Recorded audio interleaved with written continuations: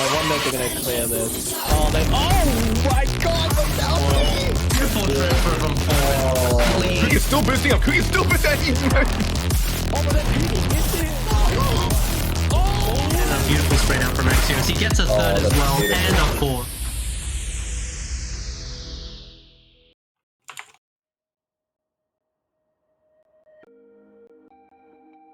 Hello and welcome to the UNSW Esports Contenders Cup for Term 3 2024, the ultimate set of tournaments for our amazingly talented UNSW community.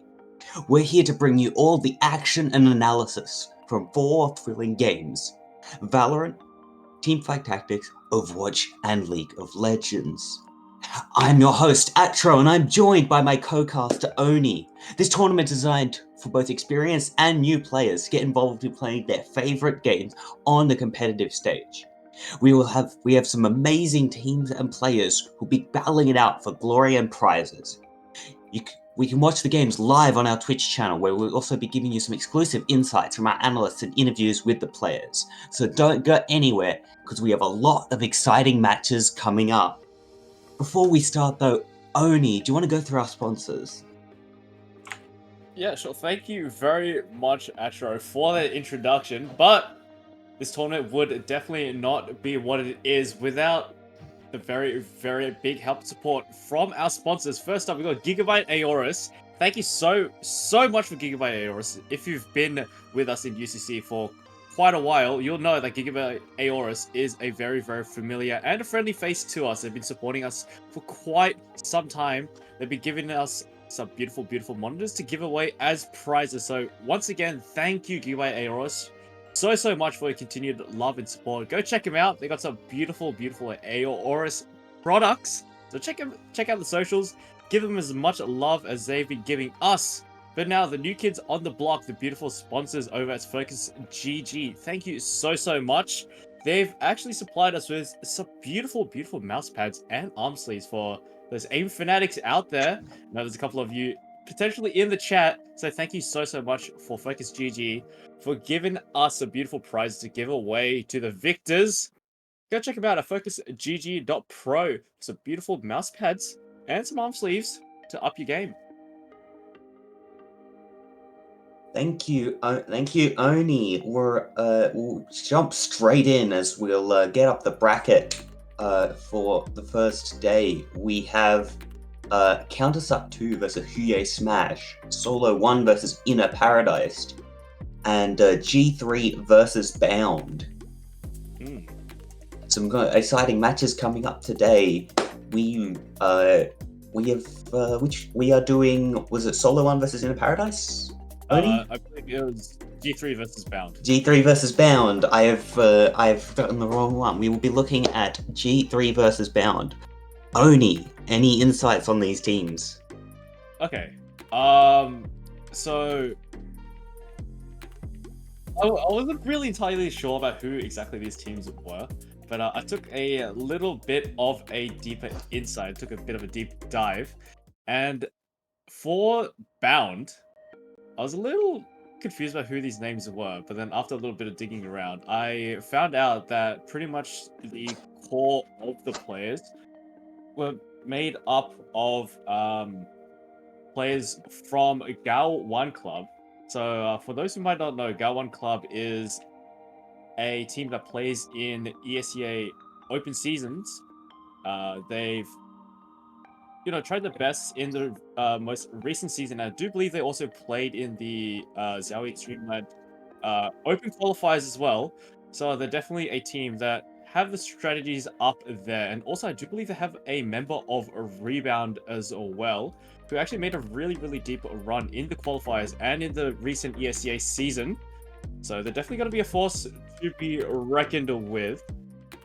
Unfortunately for G3, not much to say. I'm not entirely familiar with who these players are, but I can definitely say for sure that Bound are going to give any team present here a run for their money if they can bring out the skills, go guns a blazing, and show us what they're capable of. But it looks like we're cutting into the map band. We're moving into map bands. as Nuke immediately has been taken off the board. Not very surprising. Yes. Yeah, Bound taking Nuke off the board, and G3 responding with Inferno. So, honestly, I would be quite surprised if we don't see either Mirage or Ancient or Dust 2. I feel like it's going to be one of those three maps, because that's a pretty wide net you're casting there, Oni, as no Inferno, no Vertigo were between Ancient, Mirage, and Dust 2. Yep. So you are correct on that front. I have a feeling it's going to be Mirage. As Dust 2 goes, you know what? I'm going to bet against you. I'm going to say it's Ancient. Okay, fair enough, fair enough. As G3 final ban on the board. So just for the people in the chat, this is just a best of one that will be played between G3 and Bound. I still think it's going to be oh, no, never mind. It is, and Oni getting cut off by our map bans here. We are headed to Ancient, which I don't even remember. Where is that meant to be set? I know it's not exactly like Valorant, where all of the things are meant to be real-world locations, but... I do believe it would be somewhere in the Amazon rainforest. I think somewhere in Latin Yeah, America. sounds about right. Yeah. So, yeah. Honestly, can't say I'm really too surprised about the map picks. In OCCS, we tend to see a lot of Ancient, Inferno, Anubis, and Inferno. There are some... Our map pool in OCCS is quite restricted, and Ancient is one of them. Honestly, I was kind of surprised that they wouldn't pick Mirage, as Mirage is really, really common, especially in Face of Pugs, where everyone knows how to play it, so it's pretty much just angels across the map. But Ancient should be interesting. It should give us a extra layer of complexity that I honestly wouldn't really see in Mirage, since there's a lot of points of contention. It's really just a thinking game. You got to draw and manipulate the rotates, try and find all the holes throughout the map. It's just a game of exploiting and capitalizing on your opponent's mistakes. Yeah, with that distance between the mid and the sites, getting that mid control early is very important for both teams. Mm-hmm. As we prepare to move towards the game, Oni, predictions for me. Okay. So not entirely sure who's going to start on the CT side first, but whoever does manage to start on the CT side first, they're really going to have their work cut out for them. Ancient is one of those maps that, and it's received confirmation that Bound has actually picked CT first. So as I was saying before, in the early round, there's a lot of utility invested, especially towards lane. Sorry. Lane and mid, there's a lot of utility traded from the CTs and the T sides. It's going to be a lot of flashes, mollies, and smokes coming in and nades, especially in that elbow choke point, where the CT's aim of the game is to disallow the T side to push into main and just get the picks. Because mid is really, really crucial, as you mentioned before. So it just really, really depends how the CTs want to play. That may determine how the round goes. Generally speaking, you don't really want to push the advantage too hard, considering the fact that if your mid players fall down, that's pretty much a third of the map gone, and they can split either A or B depending how they're set up. So mid is a really important linchpin of the map. Yeah. And with that loss of mid control, it's also difficult because without being able to go through tunnels or go through house, you're forced to basically go all the way back to spawn before you can start rotating over, and that backhalls area can be difficult to push, especially without utility. It's a lot of angles for you to worry about. Yeah, 100%. So that's why if G3 want to make their T-side campaign as effective as possible, they really just need to work on manipulating the rotates and just finding these holes in the map. Because knowing Bound, they're going to be covering every single vantage point across the map. So it's going to be up to G3 to see if they can poke any holes through the defense. Yes. Now, I will apologize in advance to our viewers here because I have not played CS2 in a hot second. I've only been I've been watching a bit of the ESL. I have watched a bit of ESL and Blast, but I'm not 100% familiar with these maps. I've managed to find myself a handy guide here, but the names might be a bit wrong. So if I say something different to what you call a bit of the map, I apologize in advance. That's no worries. I mean, people in different regions call different areas different things. Yeah. And then here, I'm like, who calls it that? What? Yes, like I'm seeing the set of 2 crates next to Heaven on the mid Heaven on Ancient is called Xbox, which I don't think I've ever heard. Yeah, it's Xbox. I don't remember ever hearing that on a ESL cast, but Yeah, that's Xbox is. I don't know. There's some very specific regional callouts. Like for example, in OCE, on Inferno, people call it short on the A site. I've never heard anyone in OCE call it short. We always call it either dig or diggity. So there's very yeah, specific regional callouts. Yeah. Inferno. Uh, I don't have it. But yeah, no, a little bit of regional differences there. So it looks like we're having a little bit of technical difficulties with the game. So we're probably going to head to a short break, and when we get back, we'll be able to dive right into this map of Ancient between Bound and G3. Don't go anywhere, folks. We'll be right back.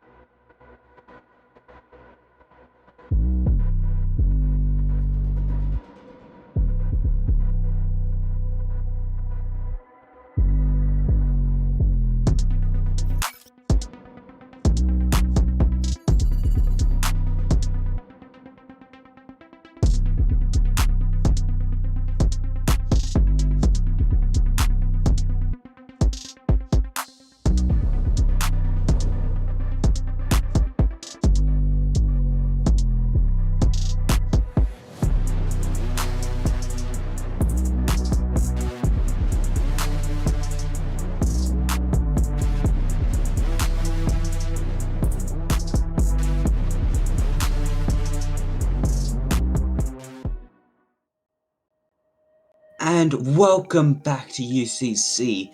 We're so close to being ready to get into our first game of the day, Bound versus G3 on Ancient.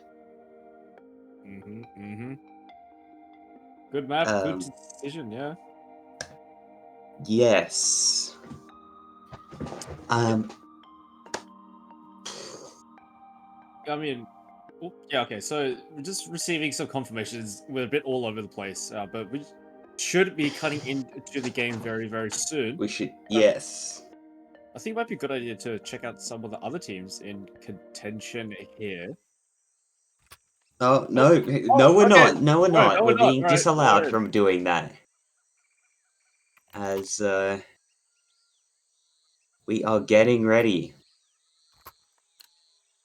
Right, huge Bound whistle. on the CT side, G3 on the T side.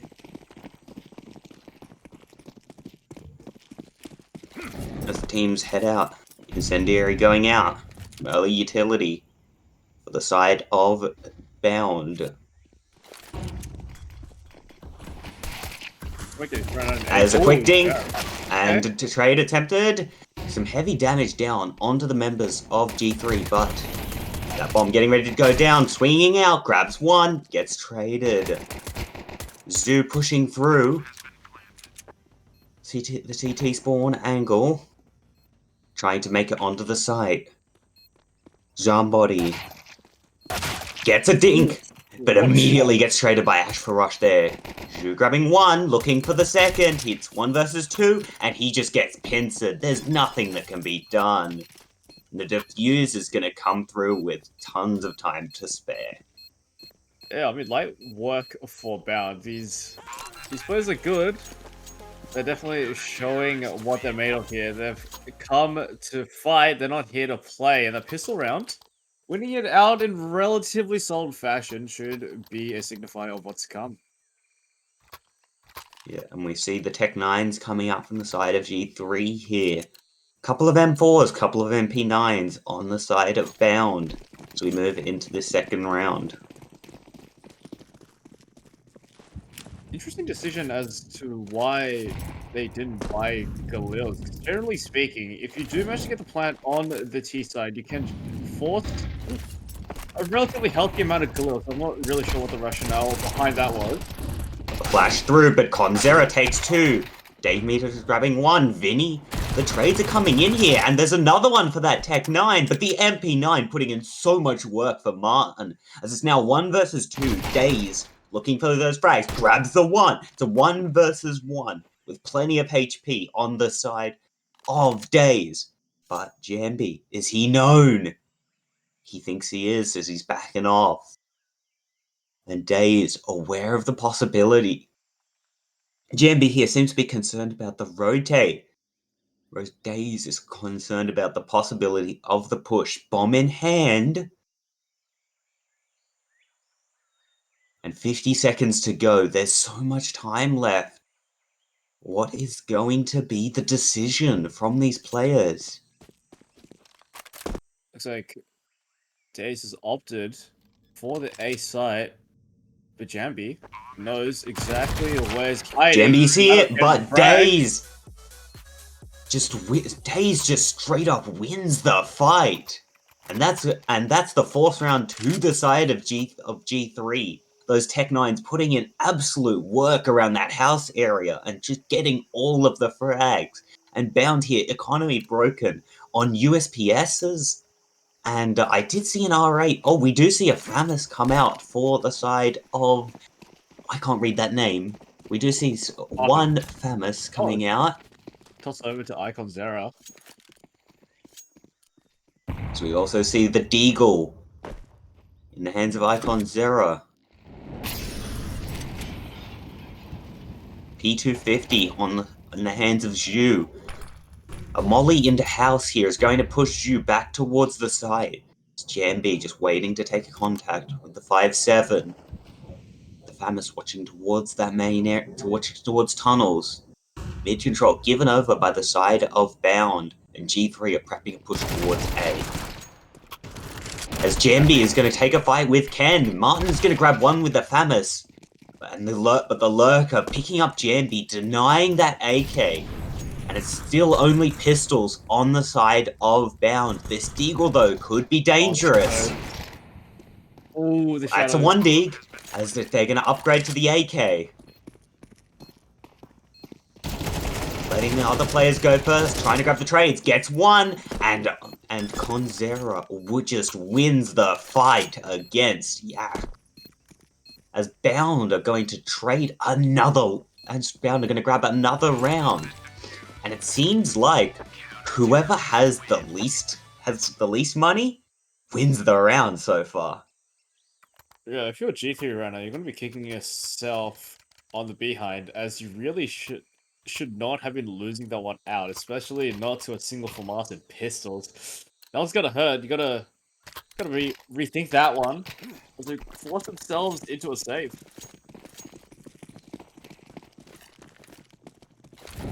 Indeed, they did.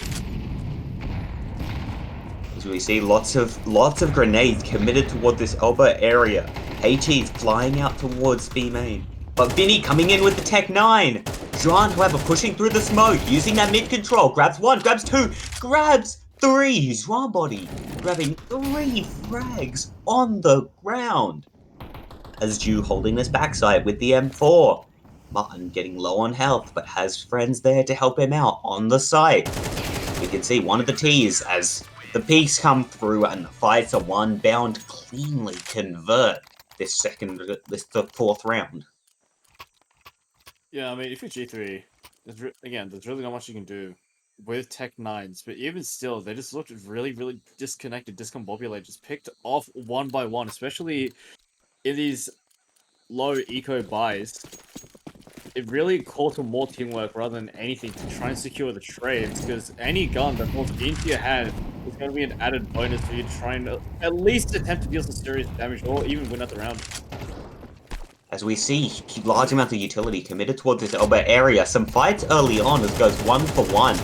Days though, looking for the spam, not going to be able to find it, but low on health. Martin here in a strong position on Xbox. As Conzera looking, peeking around. Smoke comes out, the fight is taken, and Conzera is going to grab 1. Martin taking another fight. It's messy, but he'll grab the kill. As 1T on the Tech 9, not able to pick up the gun, perhaps looking for that in elbow now. Spam coming out. Gonna find nothing. Bomb in the hands of the AK. Pushing out slowly towards that A site. Now with a Molotov in hand, oh. Ken is going to manage to grab 1 towards Conzera. I'm not sure where that was, but Jambi able to grab the trade eventually. As Martin low on health. He has the smoke grenade to stay safe towards this tunnels area. The fight is taken, and Zhu is going to close the round for Bound. Honestly, you can see Bound are clearly in control of these rounds. They're just playing together. Utility is good, and the peaks are good, the timings are good. But G3, they're honestly playing this like a comp game, to say the least.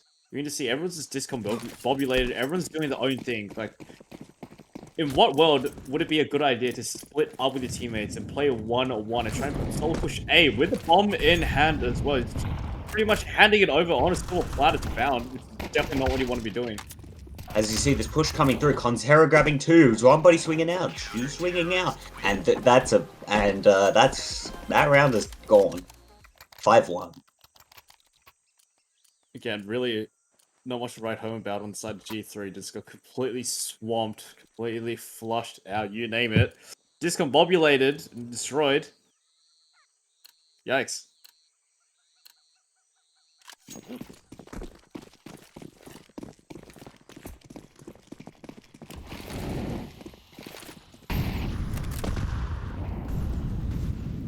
So we see the usual early utility being thrown out, mollies and HEs.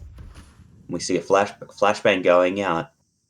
Incendiary in hand for Jambi in case of early aggression. But Jambody is going to swing out early on out of house and manage to find 1. We see Martin watching towards this elbow area. A huge flash comes through, and there's nothing he can do. The trade, however, there's 1-for-1, and the T's have taken one-man advantage. There's Jambi. He's going to have to be the hero. Grabs one, backs off before he can get traded. Stu here, worried about the B site, as Jambi thinks he's about to have some friends. Incendiary out, almost gets caught with the nade out, and that nade doesn't go where he wants it to, which means that G3 are going to be able to get onto this site and get the bomb down. Stu in a 1 versus 2. But low health bars on the side of G3. One body shot will do it for the side of Yek. No util in hand, but a kit. He's gonna try and isolate his 1v1s as best as possible. They're both stacked up towards stone. A really, really dangerous spot to play. And there's a Molotov in the hands of Yak, though he doesn't know. His shot comes out, but there's not enough time. He's gotta save this. At this point, there's really not much to do here. The molly coming out seals the round as G3, with some excellent counter mid aggression, are able to take control of the round and close it out. Yek going down to the bomb in the post round, but if you're G3, you'll take the round and run.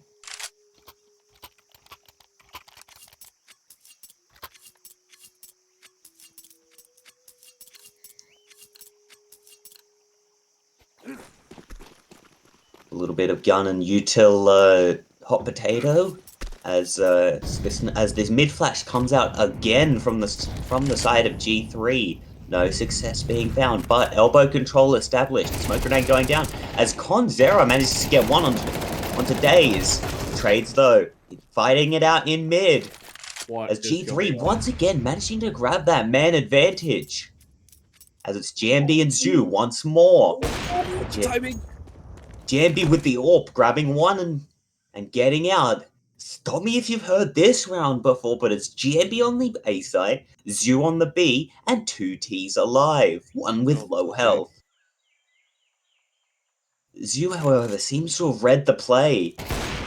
As has Jambi, as he finds the timing onto Daze, and Yak is nowhere to be found. Bomb in hand, however, is going to be able to get down onto B, and plant that bomb. One smokes to work with, and Molotov, but a smoke, a flash, and a molly on the side of Bound.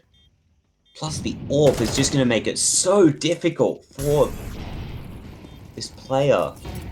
Molly down. The flashbang comes out, and Zhu takes the fight against Yak and wins it confidently. Jambi will get the defuse as Bound grab their 6th round on the map. Yeah, I mean, that round, family from the side of G3 there from Yak, but honestly, plans were open. Generally speaking, I mean, both the CTs came through CT, so that position's already got to be negated, so it's really either going to be cave or main, and generally speaking, Yak could have gotten the timing and made his way through into cave to try and pick off a 1v1, but it didn't happen. Just got forced back. Not even a kill to be secured in the clutch. Let's hold that thought as the push is coming out. Ken managing to find one onto Icon's error, but Jean-Body looking for a push.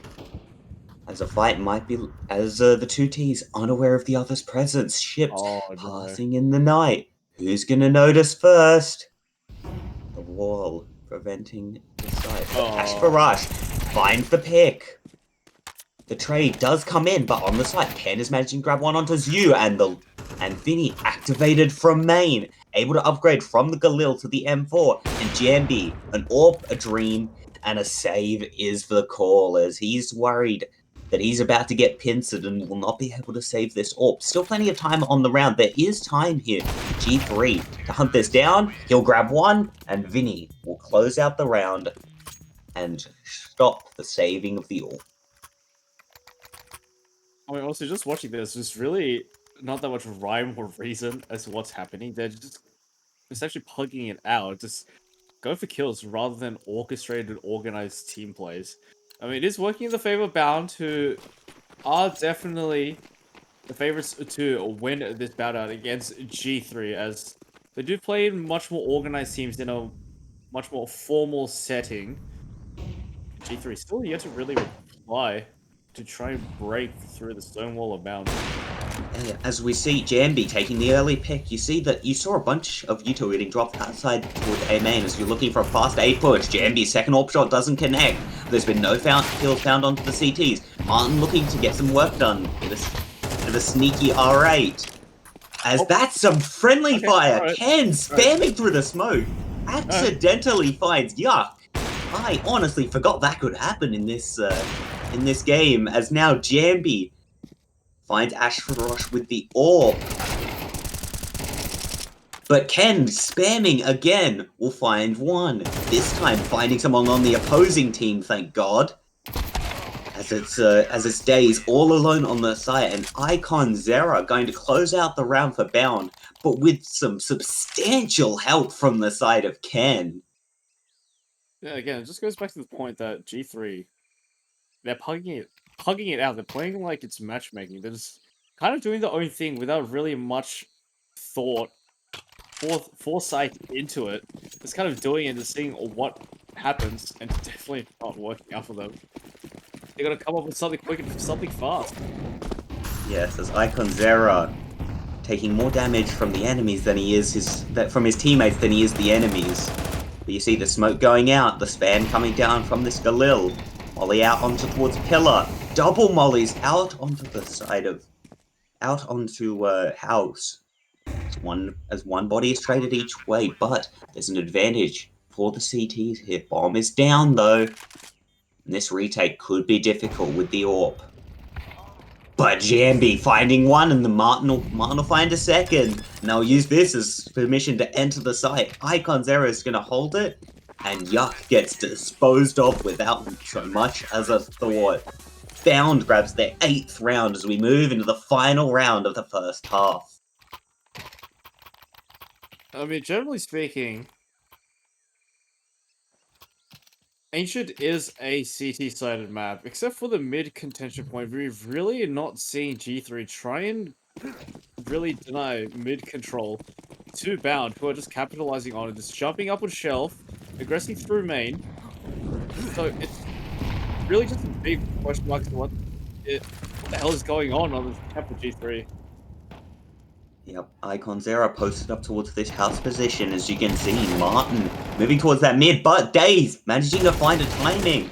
Jean Body from behind, though, will manage to find one onto Yek, but he's worried about two different angles. He's gonna have to try and find the timing here. Vinny is gonna slow clear him, and will find the kill. Advantage for the T's, as they have positions onto the B side, but that AK of Zhu, that AWP of Jambi, still so dangerous. Round calms down a bit. Zhu, however, finding a pick onto Days, and we're back to even as no trade comes through from the side of G3. A little bit of spam, finds a little bit of damage. Ashforosh looking for kills with this AK. Zhu will win the fight though. Another one more on the site. One more towards main. No trades to be seen anywhere. And Ken is just disposed of, as Bound are going to take a 9-3 lead going into the second half. I have a lot of questions about that round. For one thing, Icon Zera, why would you just be hopping around in cave when you know that you don't have any shelf control? Dies needlessly and hands over cave control as well. But then G3 do maintain the cave control, but Bound managing to get 3 kills on 9 HP? Where's the trades? What the hell is going on? It's just messy CS as we move into this pistol. That Molly's going to come through, but it's going to come through too late, as Bound are managing to find their way onto the site. Vinny's going to grab one. Vinny's going to find a second. And Ashbarash is going to just shut down the rest of that push, spamming into the smoke. As Bound here appearing to take... Sorry, G3 here, they haven't swapped the people at the top. G3 here looking to take a clean round. Jambi will grab one with a nice headshot, but Ash for Rush in with the trade, and this is the trades that were missing on the T side for G3. Yeah, I mean, honestly, yeah, not really much to say about the pistol round. It was really Yeah. it was just completely linear. There was no real forethought into it. It's just, oh, okay, guys, we're just going to rush B. They get smoked off. They still decide to push through the smoke, and they've essentially sealed themselves in their own tomb. The molly was late as well. They pushed right through it, but into a smoke, and into the pistols of G3. So, questioning the decision to just completely bum rush it doesn't go in their favor either. As we see Bound stacking up towards the A site, looking to get some work done with these pistols. The push comes out, but from the boost spot, Ken managing to find who with the MP9. Daisy's going to re-swing out, and there's going to be absolutely no frags. Bounder. HE doesn't find anything, but the MP9 will, as the A-main push from Bound is going to get shut down. Icon Zera, the only member left standing around this donut area, but G3 seems to know. Shots traded. And Ken will clean up the round. And really not much to say about this one. Textbook, anti-eco. Got to get work done with the MP9s. It's running gun to spray them all down. A light work for G3, but there's still a deficit that they do need to fill up for 4 rounds on CT. Is a tall ask, but it can be done. Indeed it can, as the early util comes out.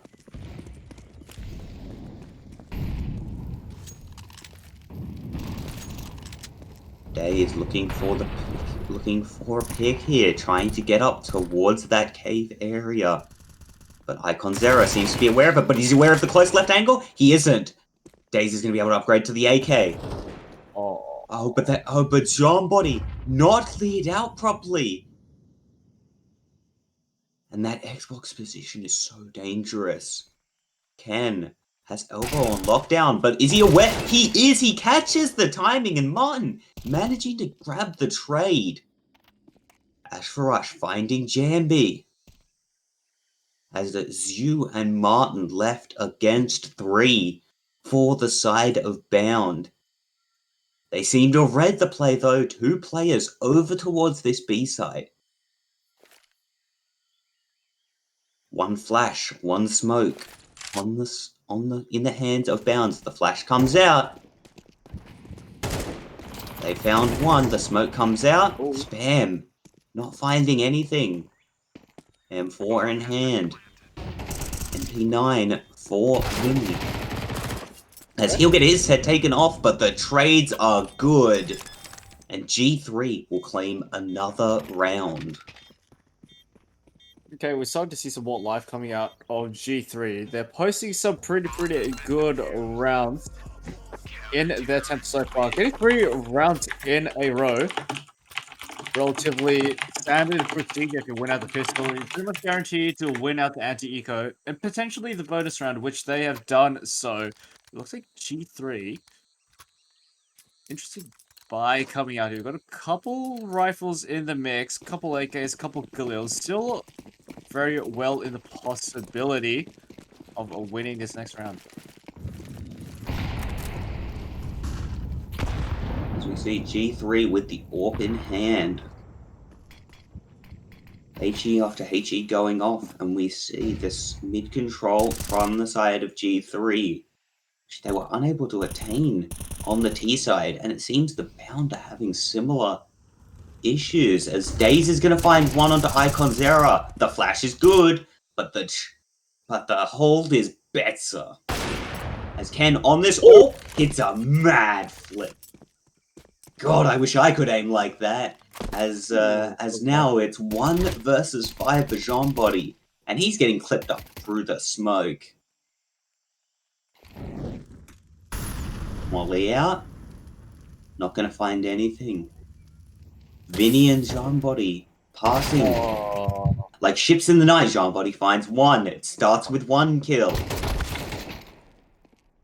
He gets a second. This is doable. This is really. This is very doable. Yeah. Oh, but the smoke doesn't pop in time, and it's the round saved.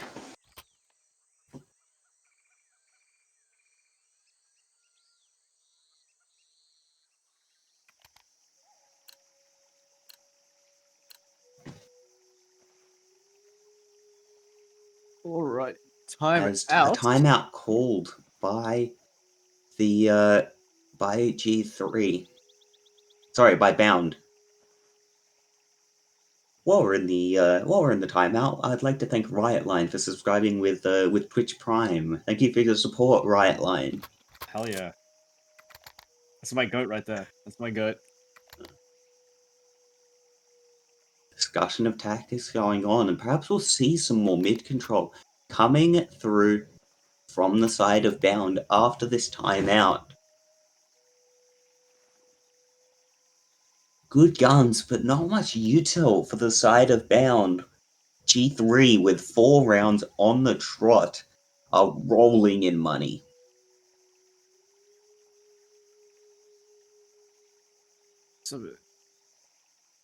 As we have another timeout. As Bound have decided that they need even more time. As will we be finally getting into the... So if you're bound right now, the CT economy is looking relatively solid for now, but a few good rounds it's going to completely decimate their economy. There's still only 4 rounds left for Bound to make light work of G3. Only 4 rounds, 2 more good or rifle rounds, and you essentially seal the G3 away. If Martin gets opening frag, Vinny with a response. There's even 4-on-4 now. Yep, and Vinny about to take contact here, but Jambi just wins the fight with that Galil. The AWP on the A side. Perhaps feeling the pressure, he's retreating back towards the back area that I've completely forgotten the name of. Towards Temple-ish. I'm not quite sure. Ash for Rush, looking towards that A side. As Jean-Body looking for that peak. He's known, but Yuck cannot win the fight. Ash for Rush with the HE coming out, not getting much done onto the players. Ken holding with that orb as Ash for Rush is going to have to go absolutely huge here from this house position. Gets jump peaked, grabs one, the molly out. Ooh. Burning, burning, burning! He grabs 2 as Icon Zero will finally get the trade. The plant for Cave, and Zhu is going to manage to find the frag onto Ken in mid. A big round for Bound as they start to come back into this game. Yeah, definitely thinking of trying to put a stem in G3's momentum. They've won 4 rounds in a row. They're Bound.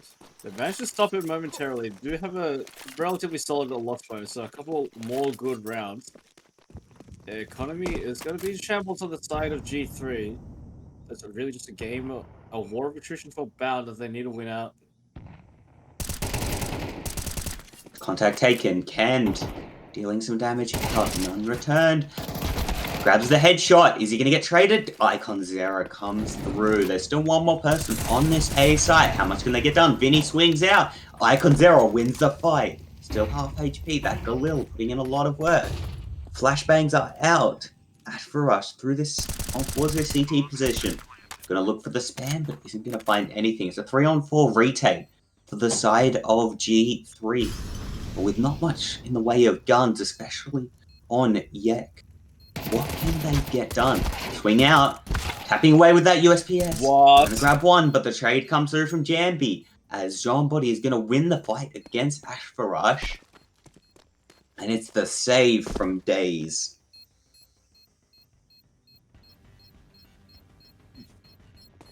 Okay, what is going on here? If you're on G3, the last thing you want to be doing on A is aggressing into A main. Especially when there's a stack coming towards you, that's quite possibly the last thing you want to be doing. You can get 1, 2 if you're lucky, but then you got to get traded out. And G3 only mentioned to snag 1 frag. That's one less player on A, essentially opening the floodgates or bound to capitalize on top. Get the bomb plant down, punch in those digits, and win the round as well in spectacular fashion.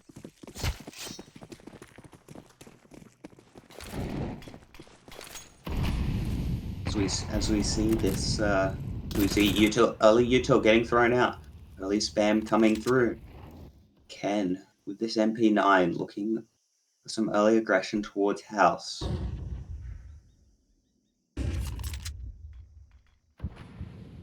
Numerous flashbangs, but no gunfire. As Jean-Body pushing up towards this mid area.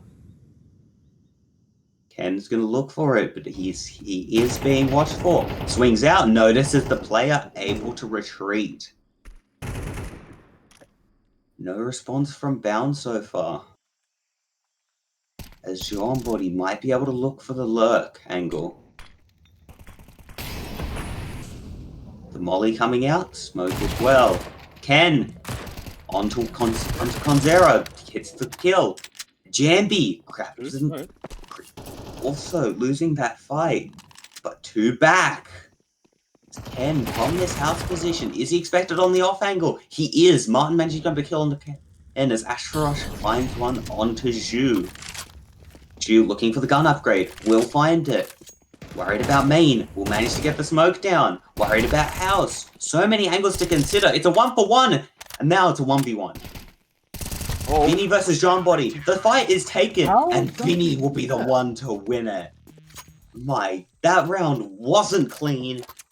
And somebody won. And that somebody was G3. Oni, what happened? I honestly couldn't tell you. I mean, I keep saying this over and over again, but it's like I'm watching MM. There's no rhyme or reason as to what's going on. I mean, sure, you can see some utility coming out to deny that. It's good. There's a rhyme and reason as to why that's happening, especially what we're seeing in Elbow now. But really, everything else is pushes. There's just no rhyme or reason to it. It just doesn't make any logical sense. At this time, it's Days looking for the peak through that house. Not able to find anything yet. A flashbang out. As the teams start to mobilize, this house area cleared out. Icon Zero ready for the fight, but he's just going to keep pushing forward and just gifts the trade to the side of G3. Oh, Vinny, Zhu taking the contact and winning the fight against Vinny. Yek moving through the spawn, spam coming out from Ash, but nothing to be found. The smoke coming out, a push out, grabs one but gets traded, but the trade from Yek is good. Deagle and an AWP against 2 M4s. Who are you favoring? M4s are going to grab one, the defuse on, and the trade is in. That's one of the better rounds we've seen from these teams, but it's G3 who managed to scrap it out and find those trades.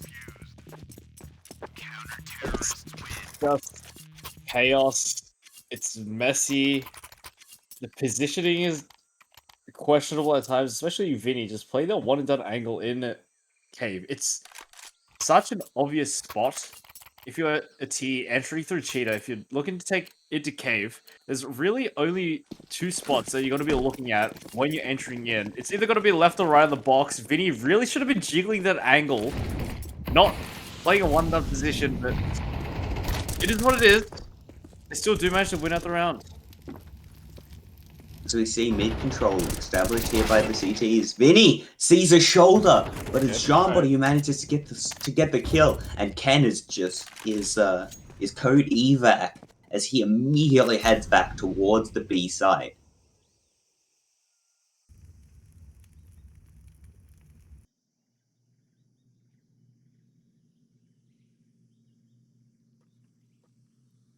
Silence across the server. as to as Ken. Oh.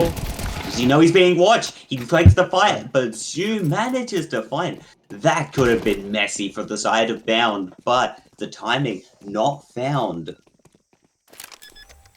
And the bomb is going to go down on A. Duizhen pushing out, taking the fight. Zoo managing to grab the trade. Days here on the orb. Is he even going to think about it? Gotta save this one. Watching that smoke.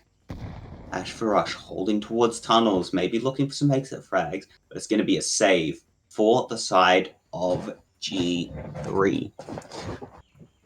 Again, we're just seeing, like, they're not micro mistakes that these teams are making. They're really, really major mistakes. Like, pushing into A main with no info? Why? Hold that thought, though. Ash for Rush is managing to get 2 exit frags. That'll put a dent into the economy of Bound. The question is, will it be enough? Match point here on Ancient between Bound and G3. Bound looking to close it out. G3 looking to claw it back from a 9-3 deficit. They've gotten it to 12-9. But what can they do from here? Really, not much. If I'd say so myself, not much to be done here with Vinny. Only a 5-7 in hand as well. Dire Straits. Nearly push out Mun with the Mac 10, finding one. That smoke didn't go where he wanted it to. His Icon Zero's managing to find the 5-7 of Vinny though managed to grab one. Looking for a second. The spam coming through. Nothing found. Ken with this MP9. Hoping to get activated. Days with this orb. Looking to get some shots off.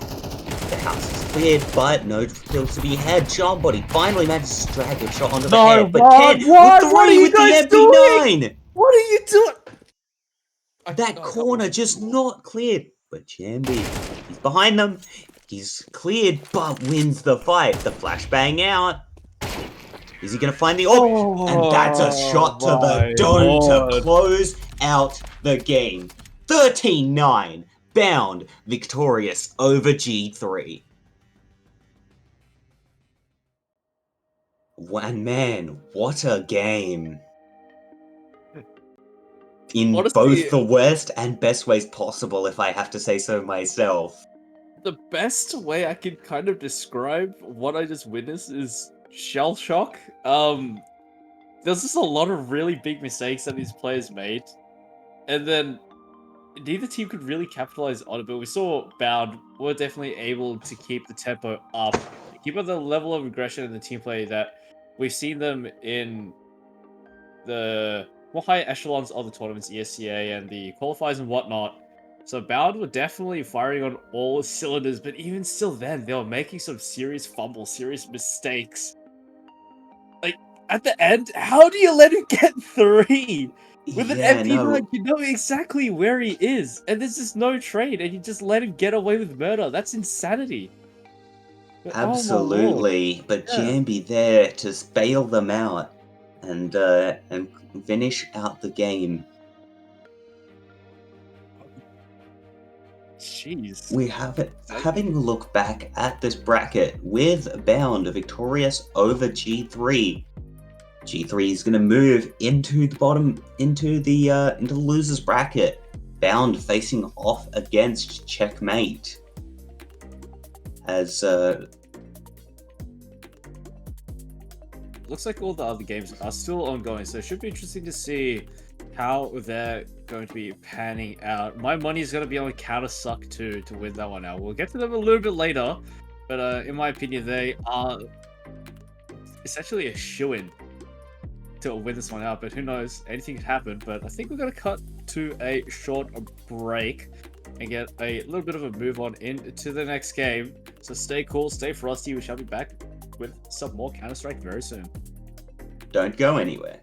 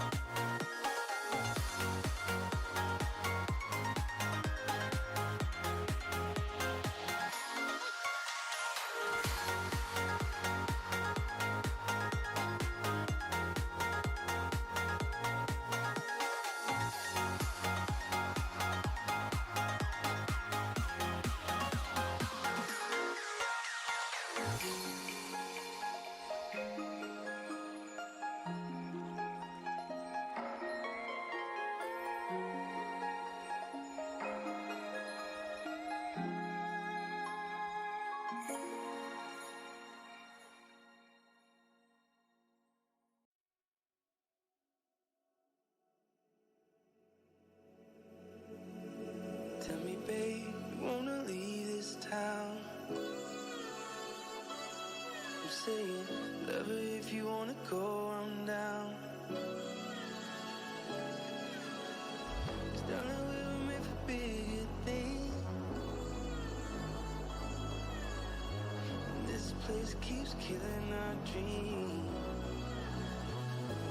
Let's go, I'm saying it's tired of waiting. We can leave this whole place behind, yeah.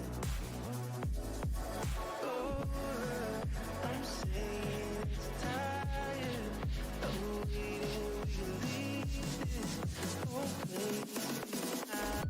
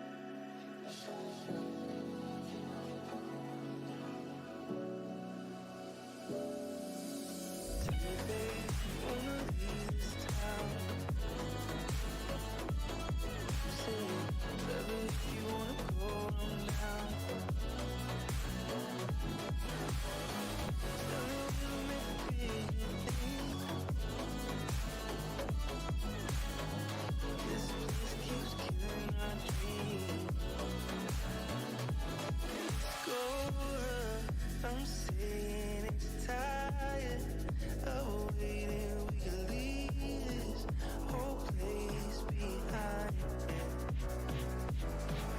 Oh, I'm saying it's tired of waiting.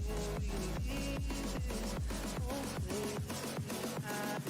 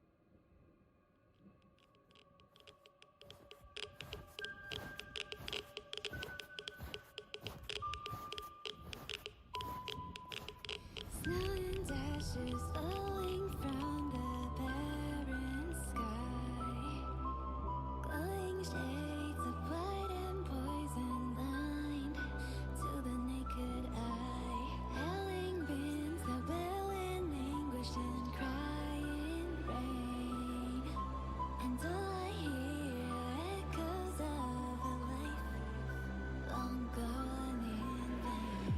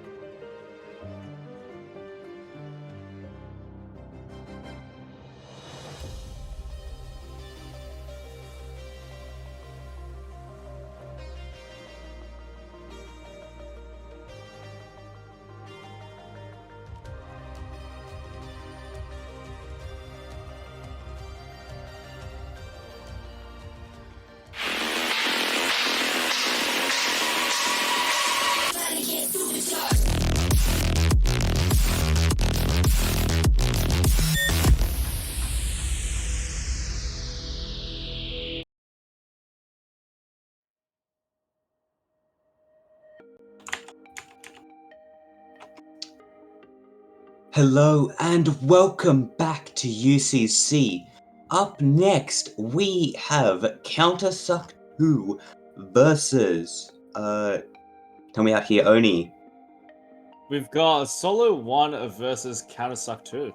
There we go, Solo 1.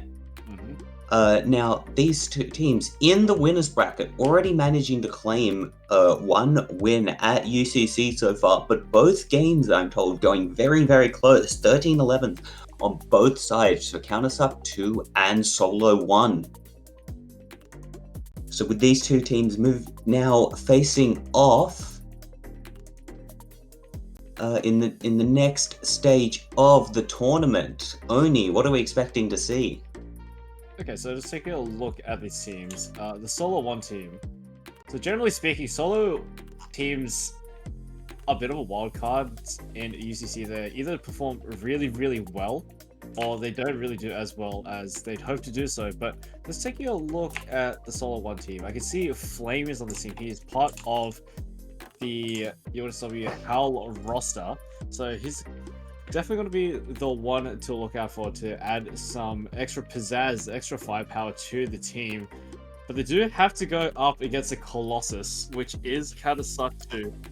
They have an incredibly stacked roster. So let me just take a look here. So on the side of Countersuck 2, we are moving forward into. Sorry to cut you off, Oni, but we'll move forward into map bans as we continue to go over Countersuck 2's roster. So yeah, as I was saying, on the roster we have Kraz, who does play for the Raw team, but is also the new young gun of the Arcade roster, looking to make a name for himself in Tier 1 OCE CS.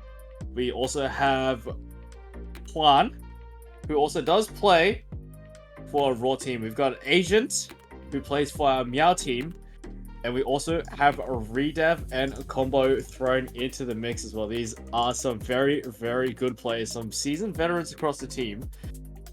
A lot of them have a lot of experience in the higher echelons of OCE CS. I do believe that some of the members here are gearing up to play in the latest ESCA season. Shout out to Expected Value. Hell yeah. So, yeah, definitely a stacked roster on the side of Countersuck 2. Solo 1 is really going to have their work cut out for them if they want to be competitive in this matchup, but at the end of the day, ultimately, I feel like Countersuck 2 are the shoo-in to win this bout out.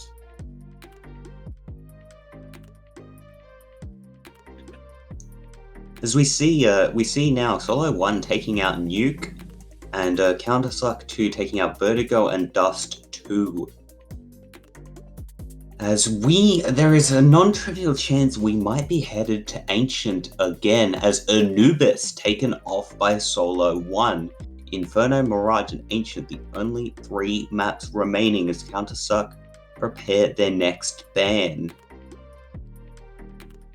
Interesting. I feel like it's going to be a toss-up between either Inferno or Mirage. Yep, Inferno or Mirage. Oni once again, the Prophet. Ancient banned out by Countersuck 2. Now, personally, I think we're probably going to go to Mirage for some good old-fashioned, more traditional Counter-Strike. But Inferno is still an option. And we'll see where Solo 1 opts to take us, as Mirage will be the map of choice. Yep.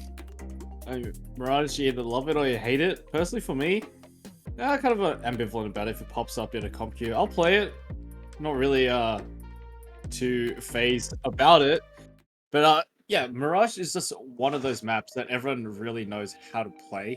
It's relatively linear in terms of utility and gunplay as well. You really want to have mid control early on as a T, and then it's just a slow roll throughout, just trying to work the map, just trying to manipulate the rotates, throw a couple pieces of utility over, because as a T side, the smokes in connector and window, and potentially short as well. They're going to be absolutely critical in order to gain mid control as the T side. So essentially the mission of the CT side is to try and stem the tide of the T's, try to minimize the space that they can gain early on, so that you do have a bit of an upper hand towards the mid and the late rounds to try and post some more rounds on the board.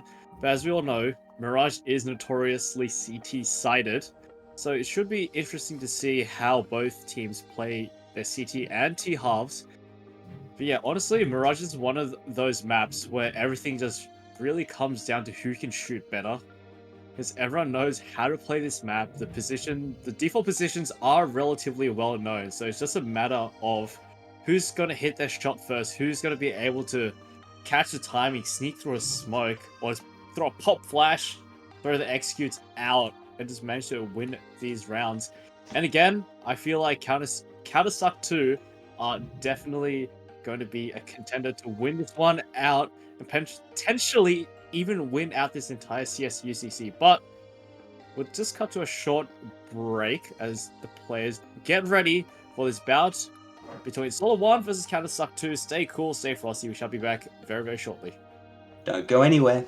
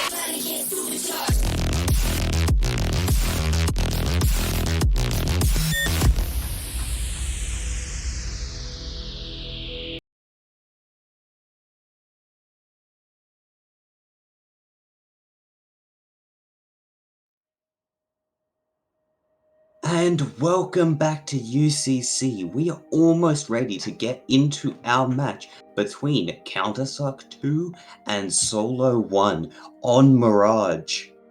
Yes, we are. Should be a very, very interesting game to see what happens, what pans out. We know that Mirage is a very, very good map that suits a puggy playstyle. You see it all the time played in Face It. It's a very, very popular pick. Some hate it, some love it. Again, as I said, I'm a bit ambivalent to it, but I do enjoy watching it just to see how these higher level players play around with the map, how they play with their utility, how they play with their team, and more importantly, how they play with their guns as well. Because as I did mention before, Mirage is just one of those maps where you just gotta be wanting to pick gunfights because they're relatively easily presented to you in certain areas of the map. So it should be very interesting to see how these players operate. Looks like we're heading into the game.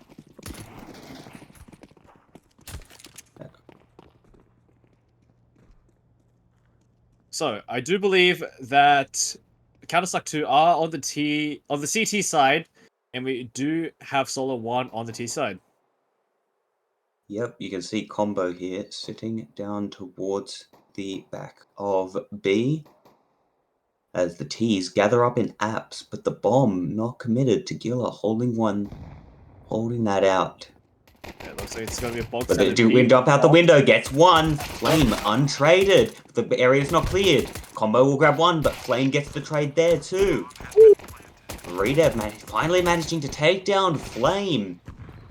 As it'll be 2 kills to the side. Frank and Carson both claiming frags. Redev will finally grab Frank, but he's only got 67 HP left. Taking the fight. Unable to find the headshot, but neither can the T's. Looking for the timing. The double swing! It's not clean, but the kill eventually comes through. Carson closing the round. Oh, that was so close. The stars almost aligning for Redav to bring that one back for Counter-Strike 2, but it just wasn't meant to be.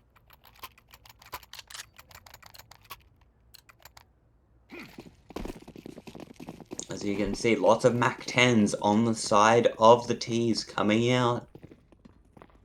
As 1983 is going to be pushing up here, and we see a stack from these CTs, a push up short, and they might find the player in mid. He'll get one. Flame getting traded. And they've realized the jig is up. It's an apps push. Combo. Maybe taking first contact here. Looking for that P250 shots. He's not going to find anything. Trades back. Frank grabs one. The bomb not planted. As trades back and forth. And it'll be 1983 to shut down Redav and close round 2.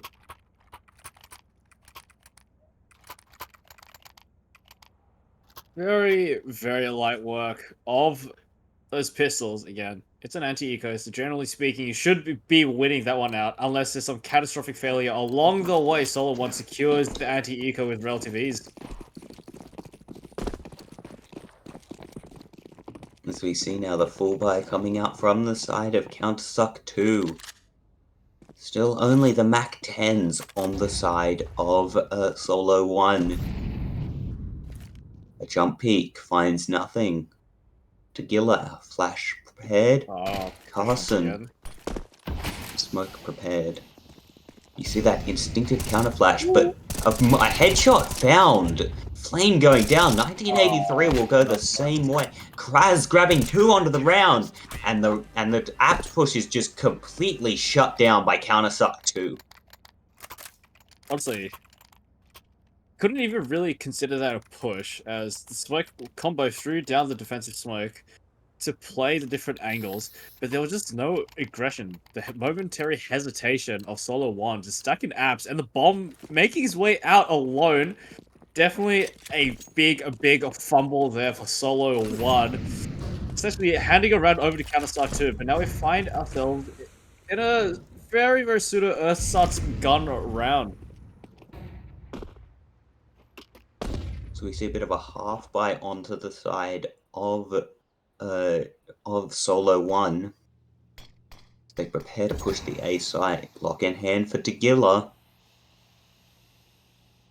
Not much else. He creeps out of heaven. We'd have eyes on main. No contact taken. Juan pushing up towards main. In a bit of a dangerous spot, but catches the T with the nade out. Carson, though, with that Glock 18, grabbing the trade. And that's going to open up the site as the smokes come out. The kill through the smoke. Frank grabbing one. The AWP of Redav, though, finding Frank. As another one rings out, Carson finally managing to trade out Redav as he gets kill onto 1983. Excuse me, Carson with very low HP on the round is spotted, is taken down. The AWP picked up for countersuck 2. Just hold on a second, as they've got to find the bomb, but they will manage to locate it on the site and grab their second round. Okay, very, very convincing on the side of countersuck 2. I will also mention that Redav is an incredibly, incredibly sharp AWPer. I've played with him before, and the shots this man will hit are out of this world. And I didn't get really too much of a POV, but definitely on the side of countersuck 2, he will be a player to look out for. So is Kraz as well. As I mentioned before, the young gun of Arcade. We're going to make his name in the higher echelons of OCECS. He's going to be looking to do it all, along with Redav and his other teammates as well, no less. Speaking of the shots, one comes through, and this mid push has just been completely shut down. As we see, 1983 just completely trapped on that box, and Frank with this Tech 9 is even going to be able to grab one. He spots them, manages to take the head off. It starts with one, but the double swing, and Frank is caged in and shut down. As countersuck 2 convert the anti-eco. I'm not sure if going mid with Tech 9s was definitely the wisest of decisions, as you're going to be at a range disadvantage against the rifles, and we saw Redav getting first blood against the Tech 9s. Relatively easy, light work. All countersuck 2 as of yet, but now we find ourselves in what we can consider the first true gun round of this game. Yep, as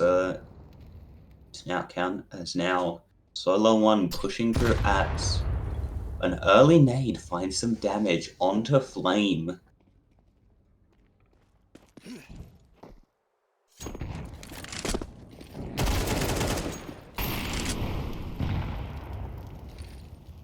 No trade to be had.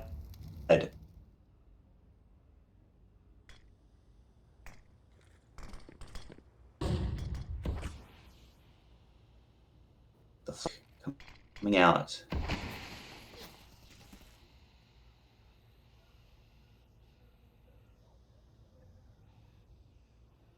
Suck 2.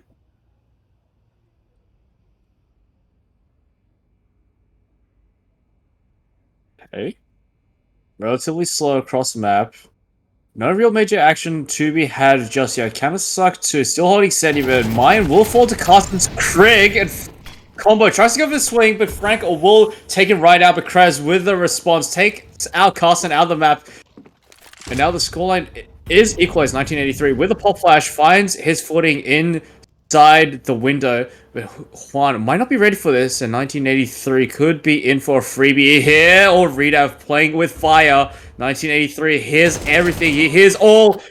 Juan overlooks his position in window, and Kraz is on the line in CT for some aggression here from 1983.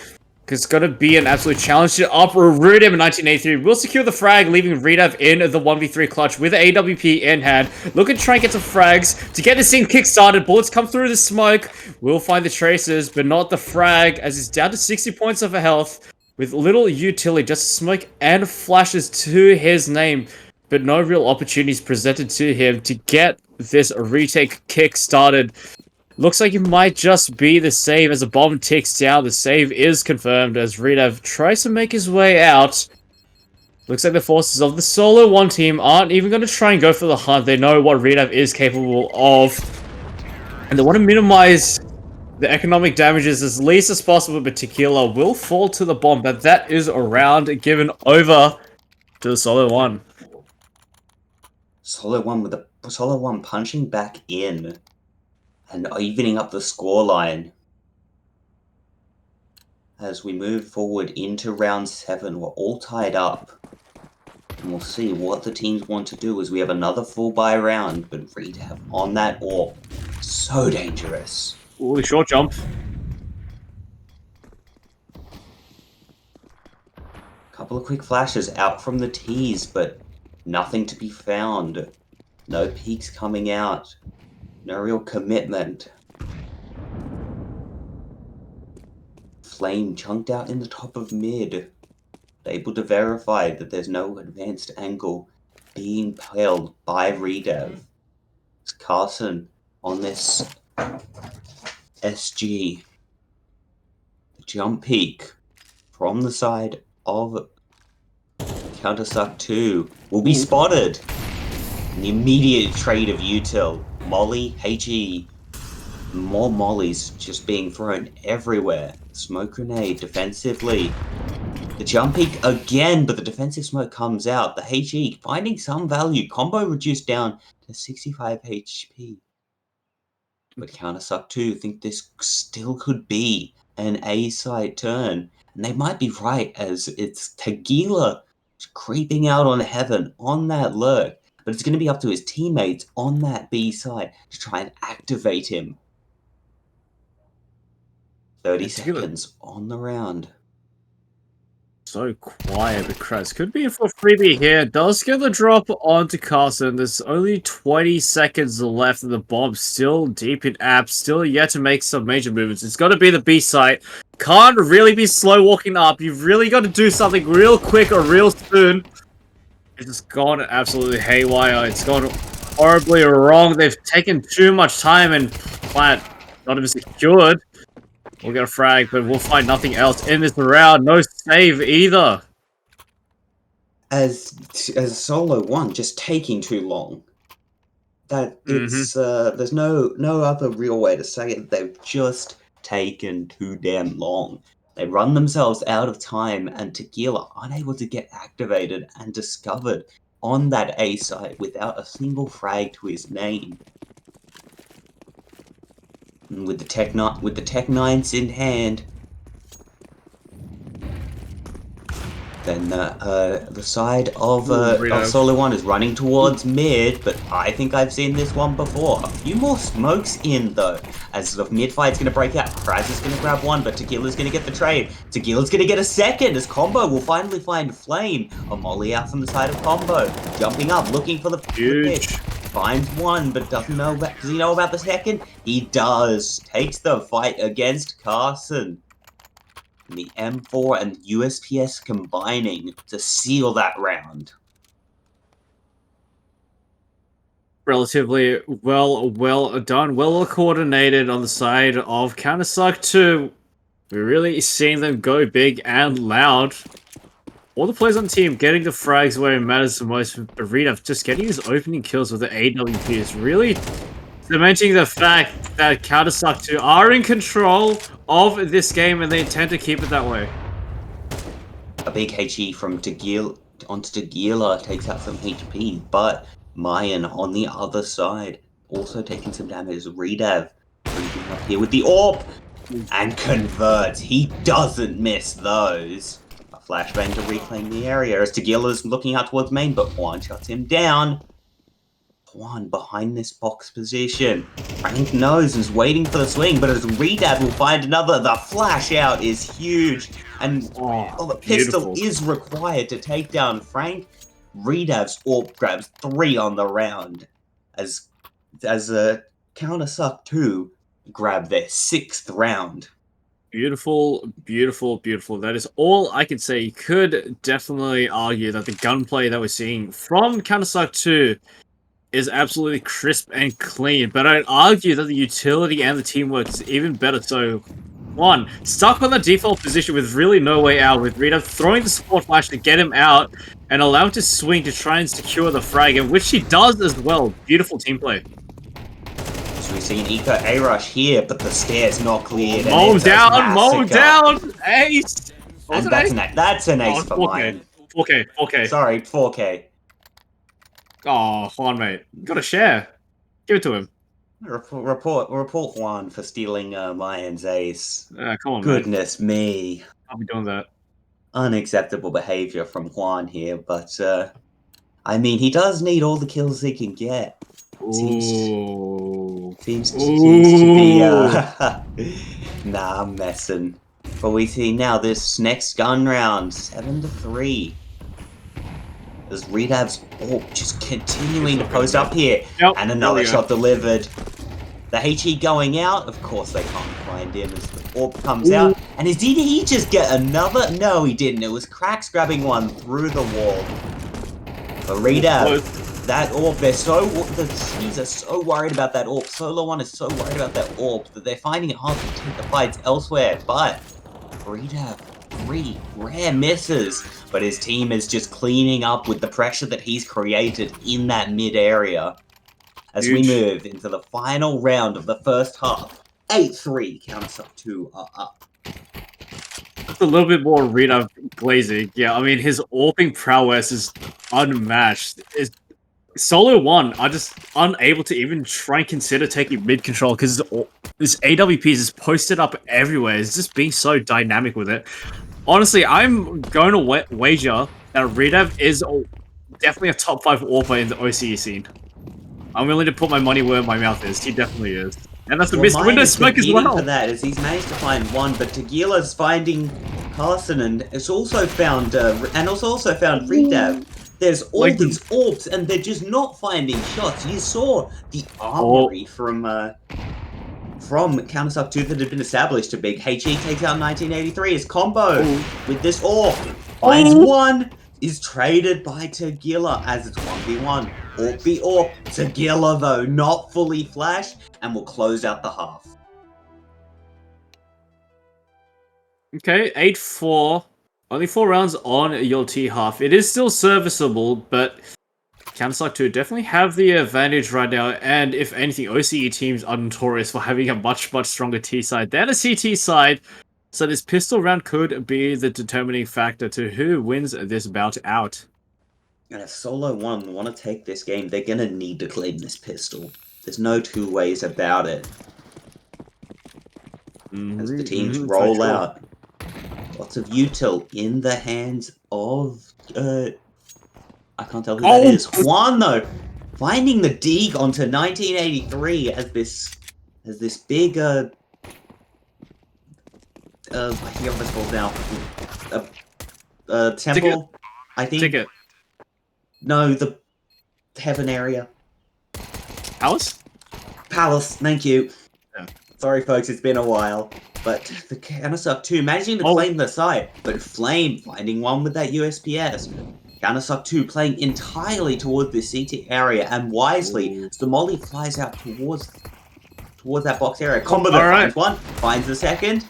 Tegila. No, Redav. Tegila looking for the knife. Redav. Redav looking for the knife onto Tegila. And he'll get it, and he'll sink those $1,500 into his pocket. Knowing Redav and how he plays, he was 100% yelling at his teammates, Stop, knife! I've got a knife! Let me do it! Yeah. But I believe it still gives $1,500 dollars to knife. Yep. So that economic boost from the kill with the knife is going to be a huge boon. It's going to allow Redav to get an AK, full Kevlar, a helmet, and full util on the second round. 1983, though, with this RA, looking to play spoiler. But is he going to clear out this high angle that Redav is on? Redav moving down towards mid as the side has been completely given up. Juan has found Flame elsewhere on the map. And 3 quick kills go down. Combo grabs 2, Mayan grabs 1, and Crass closes it. Closes it. As Crass also claims Combo. Just a little bit jealous. Combo's getting more kills than he is. A really nice headshot straight onto his teammate. It's a bold strategy, Cotton. We'll see how it works out for them in this round. A flash out. a double flash out. The Deeg attempting to grab mid control. So you can see combo here. AK-47 in hand. Kras, the AK that he used to take down Kras last round. But my Juan, god, again? Juan with this Deagle is just getting so much work done. Another! Oh, okay, alright, there we go. Tequila here with the Nova. But Combo is going to claim one, and Mayan's going to finish out the round, and Redav takes out Mayan.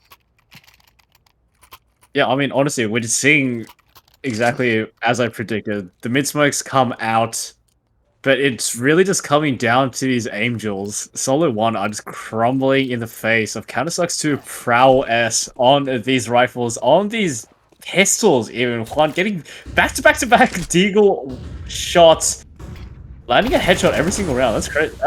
That's pretty big. That's crazy. Yeah, Combo not able to find damage out, but Flame looking for Juan will find him. Does he know about the second? Tequila trying to hold the crossfire. The molly is there, and it's a massacre in mid with the UMP. The Orb of Redux gonna miss one. Gonna get tagged on the way out. He's just getting chased down. Grabs one. Has to reload. Looking for a second.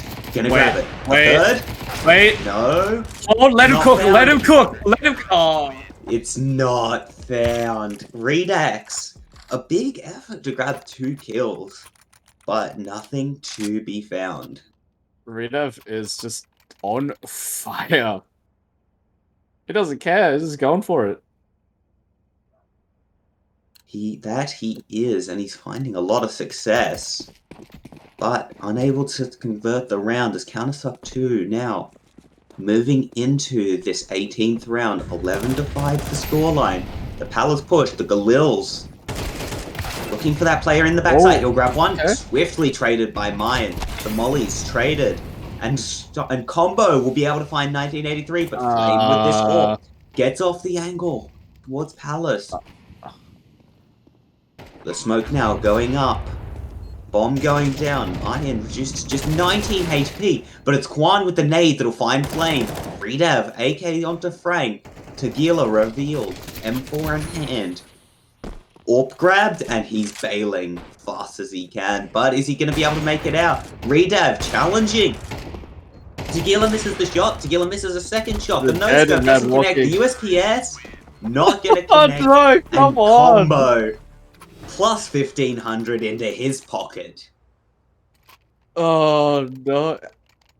Has he been? Wait, he's been knifed twice. Tequila, yeah. Might want to lawyer up for that first-degree murder. Oh my god. As Tequila, alternatively, Tequila is living in London with how much he's getting knifed.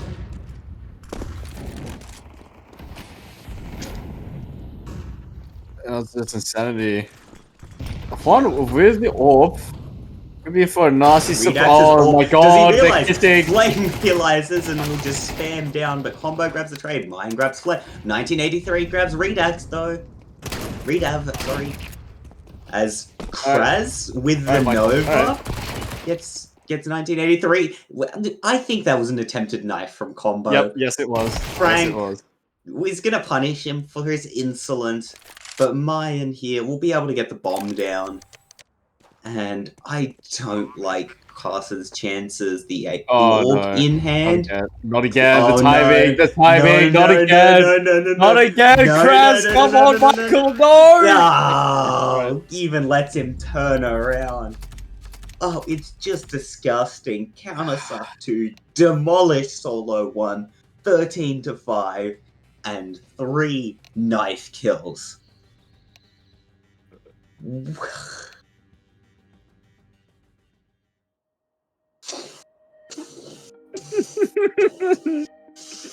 I mean, it was just cinematic. It was just kind of the fever dream the entire game.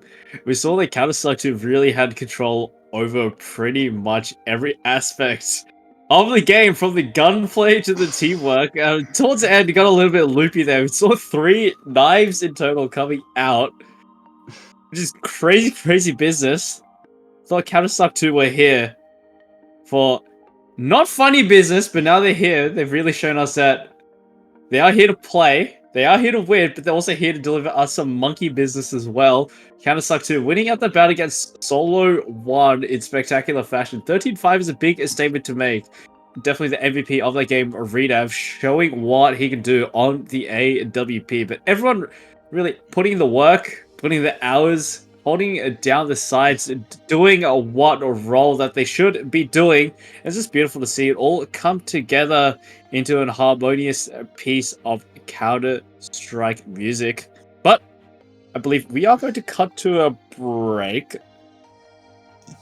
We shall be back relatively soon. I believe we'll let these plays refresh and just receive confirmation that we will be back at around 6. So that is just over an hour for the next set of group stage matches. So it should be very interesting. Stay cool, stay flossy. We shall be back very soon.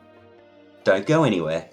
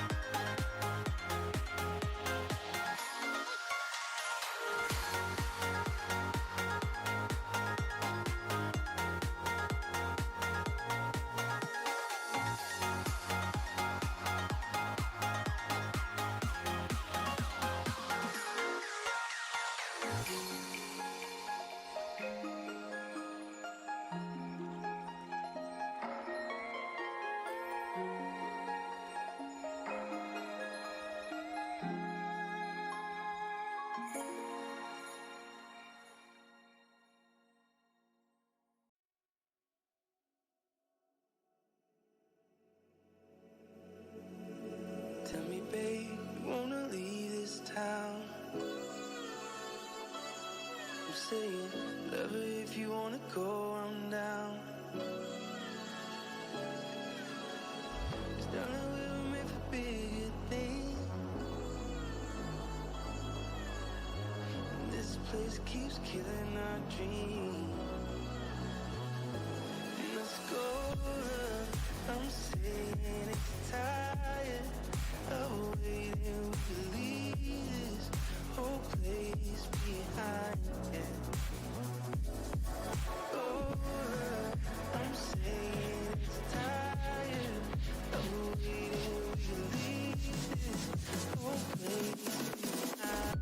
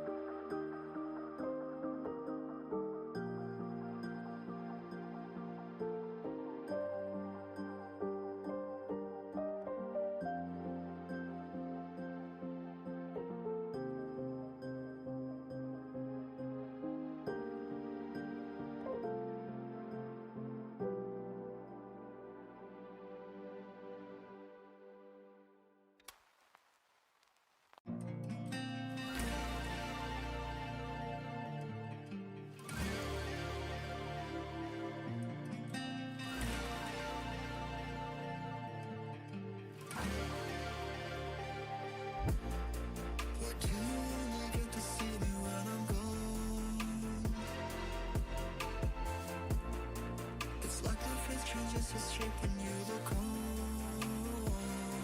'Cause you're drawn to times and places, see those same familiar faces. But when the rain will come, it'll wipe it all away. So the clouds are pouring, keeps my tears from showing, and I just can't help but hide from the thunder and the sky.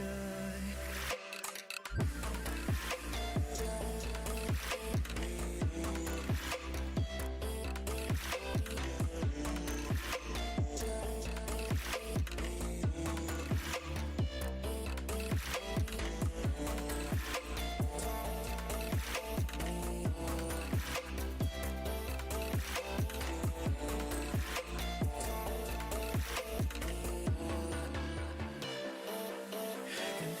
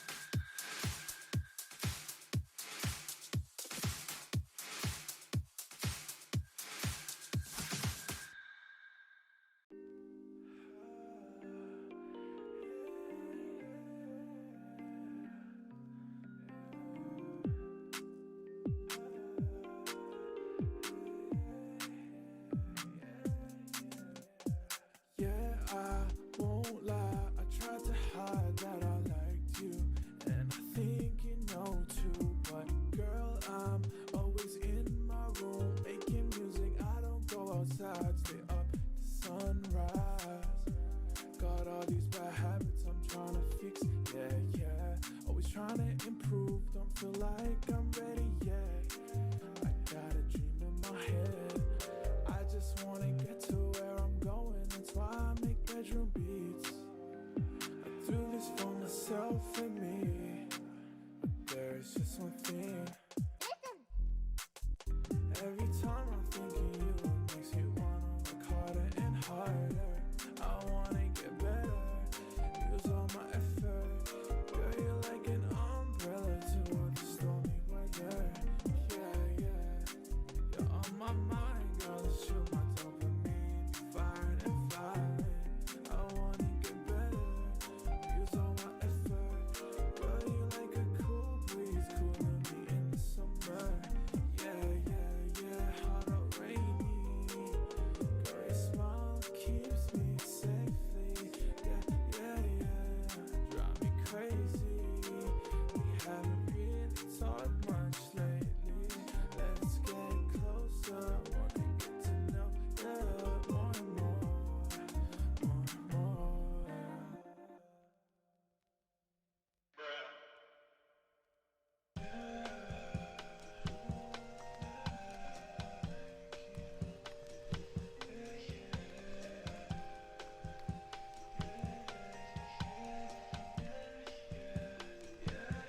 Girl, just you and me.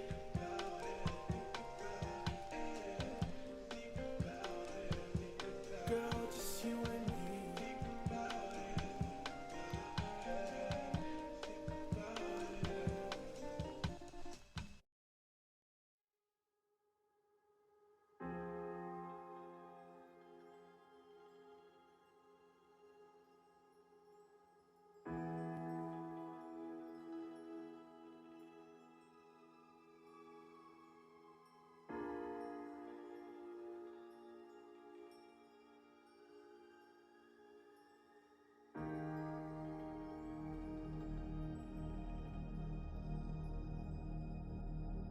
Can you imagine floating weightless, like satellites in the black sky? Will I eventually evaporate into a black hole? Or would I just stick up there? I know I sound a little crazy. I just wonder if the empty space would make me go insane. But if there's only one thing I do know, I'm here.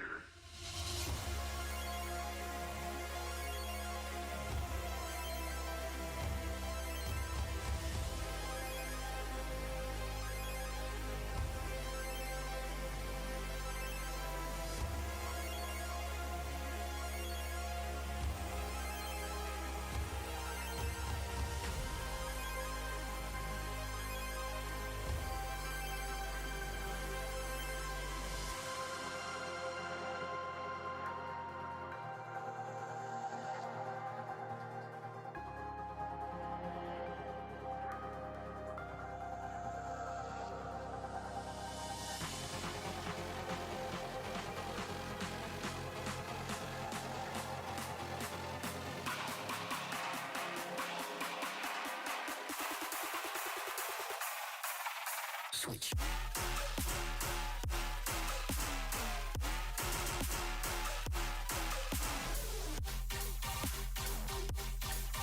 Switch.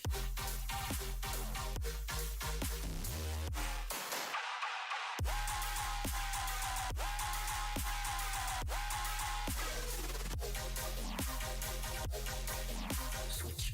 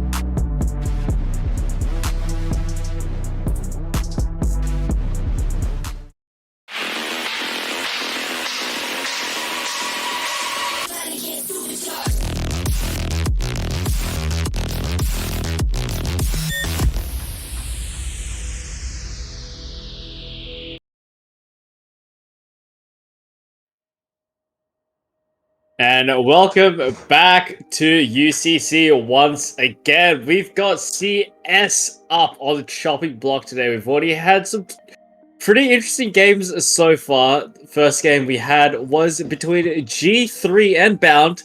They gave us a pretty interesting spectacle to watch on Ancient. And then we had Counter-Suck 2 versus a Solo 1. On Mirage, classic map, they definitely gave us a lot of laughs and confusion along the way. But here we are. We have more CS. So, Astro, please tell us who's next up. Next up, we have Checkmate. We have Checkmate versus Bound. No. Sorry, versus Who Ya Smash. Sorry. We've already had Checkmate versus Bound. We've had Checkmate versus Who Ya Smash. Now, neither of these teams we've seen today, but you can see that Who Ya Smash have only fallen to Counter-Suck 2, who are already into that winners final, and they appear to have dispatched of Inner Paradise. Meanwhile, Checkmate did get a free pass through the first round, falling to Bound in the winners semi-final. But Bound also a fairly strong team from what we've seen earlier today. So, should be an excellent match coming up. Yeah, for sure. Just taking a look at the rosters, though. On the side of Checkmate, fortunately, not anyone there that I can recognize. Yeah, of course, falling to Bound. It's a little bit of a rough fall, but I'm sure they can find their feet once again. But they do need to get through Who Ya Smash. Let's take a look at the roster. One name we do recognize is Fancy. Now, Fancy is one of the players on the HAL team, and we've seen what they can do with primarily with the Solo 1 team had Flame, but unfortunately they fell short to Counter-Suck 2, but in certain rounds they did put up a pretty solid fight, albeit falling quite short of the 13-round mark. But I'm sure that Checkmate and Who Ya Smash will give us an interesting game. Hopefully a bit more closer than what we've seen so far. And I believe the map feeder should also be rolling in real soon. So we're just now heading into the final block of the group stages games today. So thank you very much for everyone who's still with us on this Sunday. Was it afternoon, evening? What time is it? 6? Yeah, we'll call it evening. Late afternoon. Afternoon, evening. All right. Yeah. Thank you for staying with us on this Sunday afternoon. We're more than happy to have you here with us, and we're more than honored to bring you some beautiful Counter-Strike. And it shouldn't be too long before you get stuck into the action. Just receiving some confirmation from the teams and the bands. So what have we seen so far? We've seen Ancient. We've seen Ancient, and we've seen Mirage. Yeah. So I wouldn't be surprised if we see either an Anubis or maybe a Dust 2. Or possibly a return to Ancient. I'm not 100% sure what maps these teams opted to play in their first few rounds. If you, someone might be able to get that up for me. That'll definitely provide us with some insights into where we might be going in this particular game. I do believe, just taking a look, I do believe Who Ya Smash played on Dust. So we have seen Dust picked a couple times. I do believe that Counter-Suck 2 also played Dust on their first game as well. Let me just take a quick look here. Yeah. So, Who Ya Smash played on Dust. Checkmate played on Mirage. Yes, Yeah. I believe. So relatively. I would be looking towards a Dust or a Mirage. Mhm. And I'm gonna lay it out there as a bit of a curveball one, but still a classic. An Inferno might Mhm. be on the cards Mhm. for these teams. Some of those more older, more traditional maps seem to be favored compared to things like Vertigo and Anubis. Yeah, also just taking another look. Solo 1 did play against Inner Paradise. They did actually play on Inferno, so there is an Inferno pick there. But it seems for the majority, it's either just been Mirage or Dust 2 that's been opted for these teams in their pick and bans. So, again, you would like to see something fresh, something new, but I feel like the permanent bans are definitely going to be Nuke and Vertigo. They're just maps that people generally tend to avoid. Yeah. I was just about to refer to Nuke as one of the newer maps, and I was swiftly reminded that Nuke was around in the 1.6 era, which is honestly a bit strange to me because it does have that sort of newer map design with that. A lot of that verticality didn't really come in until that sort of that Vertigo, that Anubis, even especially on towards that. I think it's the A side. Yes, has a lot of verticality in how it plays. Perhaps Valve taking notes from something like Valorant's Icebox for it. But yeah, teams just not favoring those maps in this particular tournament. Content with going back to the basics, the Dust 2s, the Mirages, with the occasional Ancient and Inferno in there, just as a treat, you know? Yeah, I feel like as the trends of OCE CS come to light, we're definitely seeing a lot of Inferno picks. There's a couple teams out there in the OCEC that do opt for the Inferno pick very consistently. One of them being Art of War, who are currently fighting for the finals in the grand final of these Extreme Lands close qualifiers. Whoever wins gets to go to Shanghai in January. So we're seeing a very, very distinct trend of maps being picked in the OC scene. But this is more in reference to actual like professional layout teams. We're seeing a lot of Ancient. We're seeing a fair amount of Nuke as well. We're seeing some Anubis, and we're seeing Inferno. But it really seems to be restricted to those 4 maps. But in the competitive scene, like for example, just normal matchmaking, it's an entirely different story. We're seeing a lot of Mirage, we're seeing a lot of Dust, because they're just so simplistic, just so relatively easy to play, and of course there's going to be a need for team play, but it demands less than these maps that are just a bit more complex, such as Nuke. Having that layered bomb sites and just need to take control with utility, it's tough, because there's so many different ways you can go about it. But Mirage, it's really, really linear. Like, you just throw a window smoke, you throw a connector smoke, a short smoke, and you just take it. So, and same thing with Dust as well. You just get an Xbox smoke, just take short, relatively easy work. Nothing really too serious in terms of the utility department there.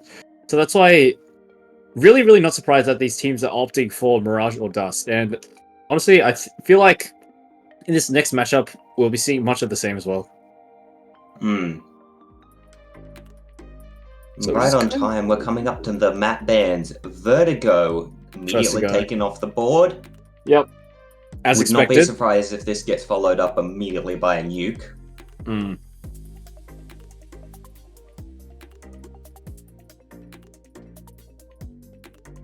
Yeah, Vertigo are really, really not a big favorite in the current map pool anymore. In the latest big S tier tournament in the Blast Fall Finals, Vertigo has not picked once.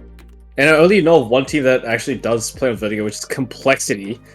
But they've been relatively quiet lately, so really we're not seeing much Vertigo. And honestly, if this trend continues, we might even see it being completely removed from the competitive map pool and replaced with something else. There are rumors that Train and Cash are Train and Cash are like the top other 2 that come to mind immediately. Yeah, 100%. And let me remember what the other maps in are.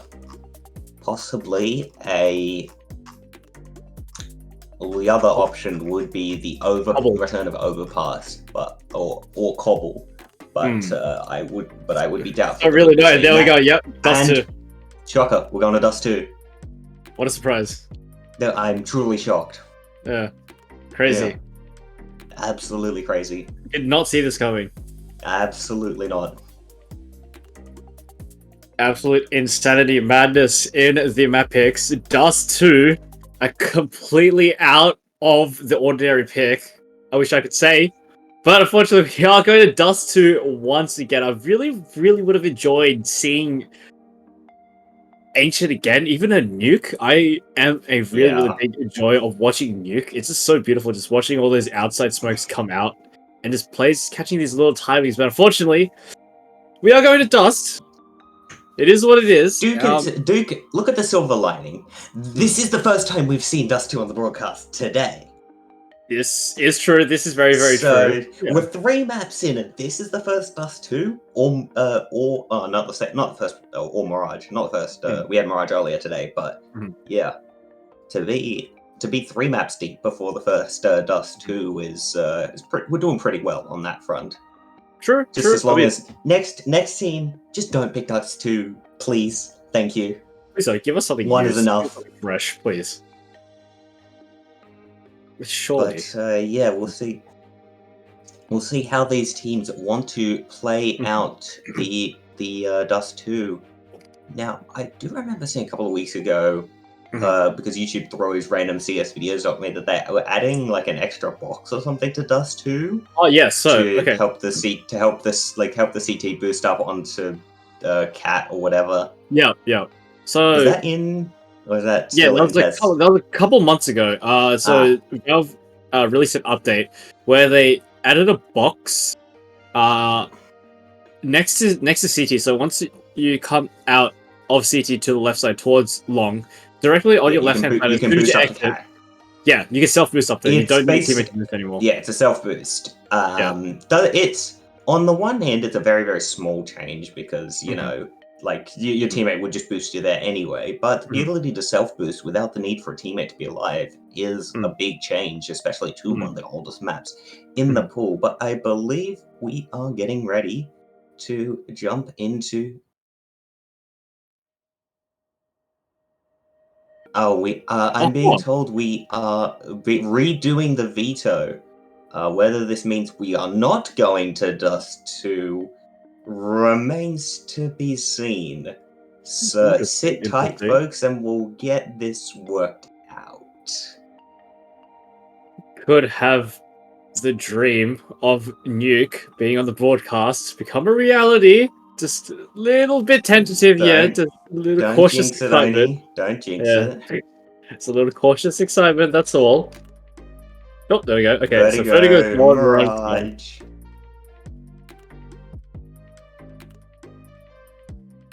Now, an identical map ban already. Ancient.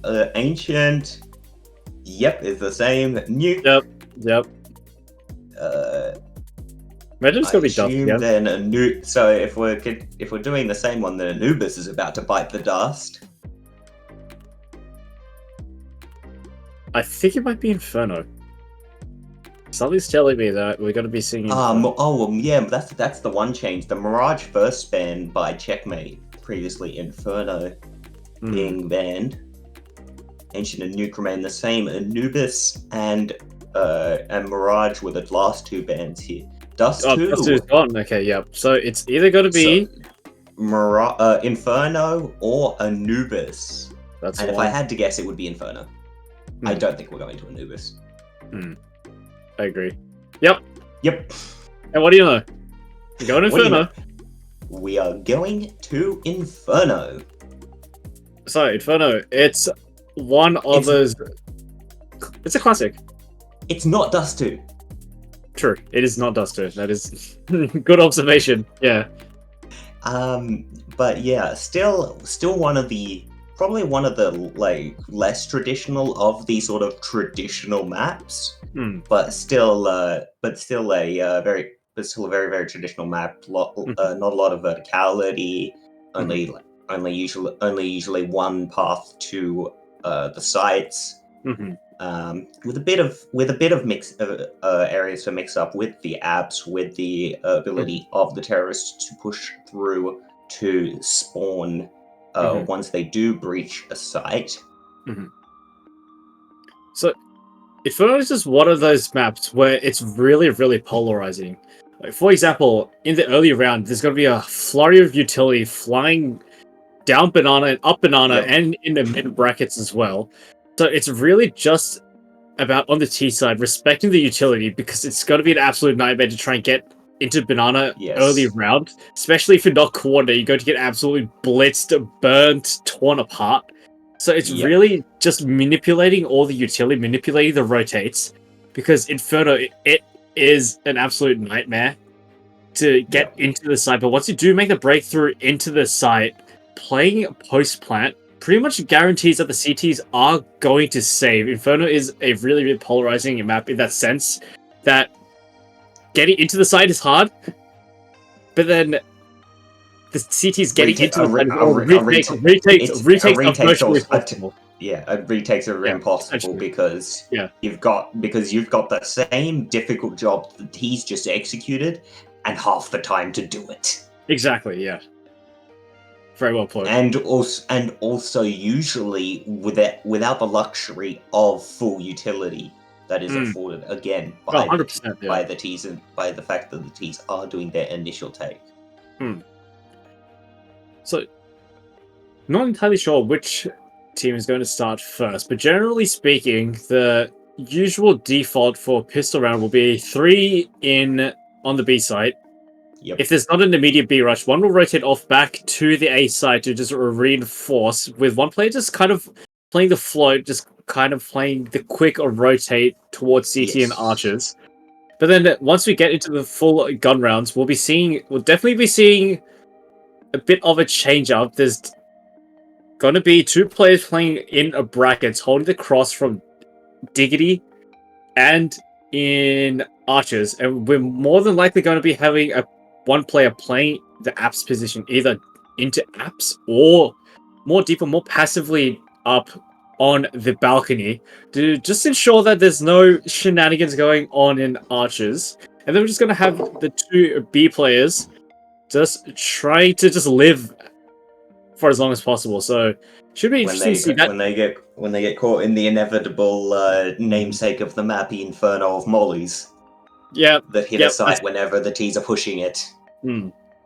It's always a definite cause for concern, but if the teams are ready prepared, they should have the quick rotate to come back over. There's usually a very small gap that the CTs can exploit from the time when the smokes come over to when the flashes, the Molotovs, and then the T's execute. So there is a small window of time for the CTs to rotate and get themselves in position. So it's not entirely impossible to stop and execute, but it's, as we mentioned before, it's almost virtually possible to weed out a post plant, especially if you don't have the numbers on your side either. Indeed.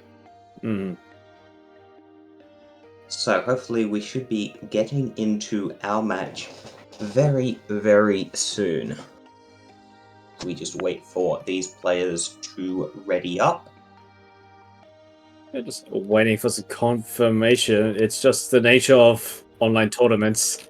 There's always going to be a little stragglers, always going to be tech issues going on. We're no strangers to just waiting around a little bit just so that the players can get everything sorted out. And Telstra does its thing and probably is scoring a player right now. Because, it's Telstra.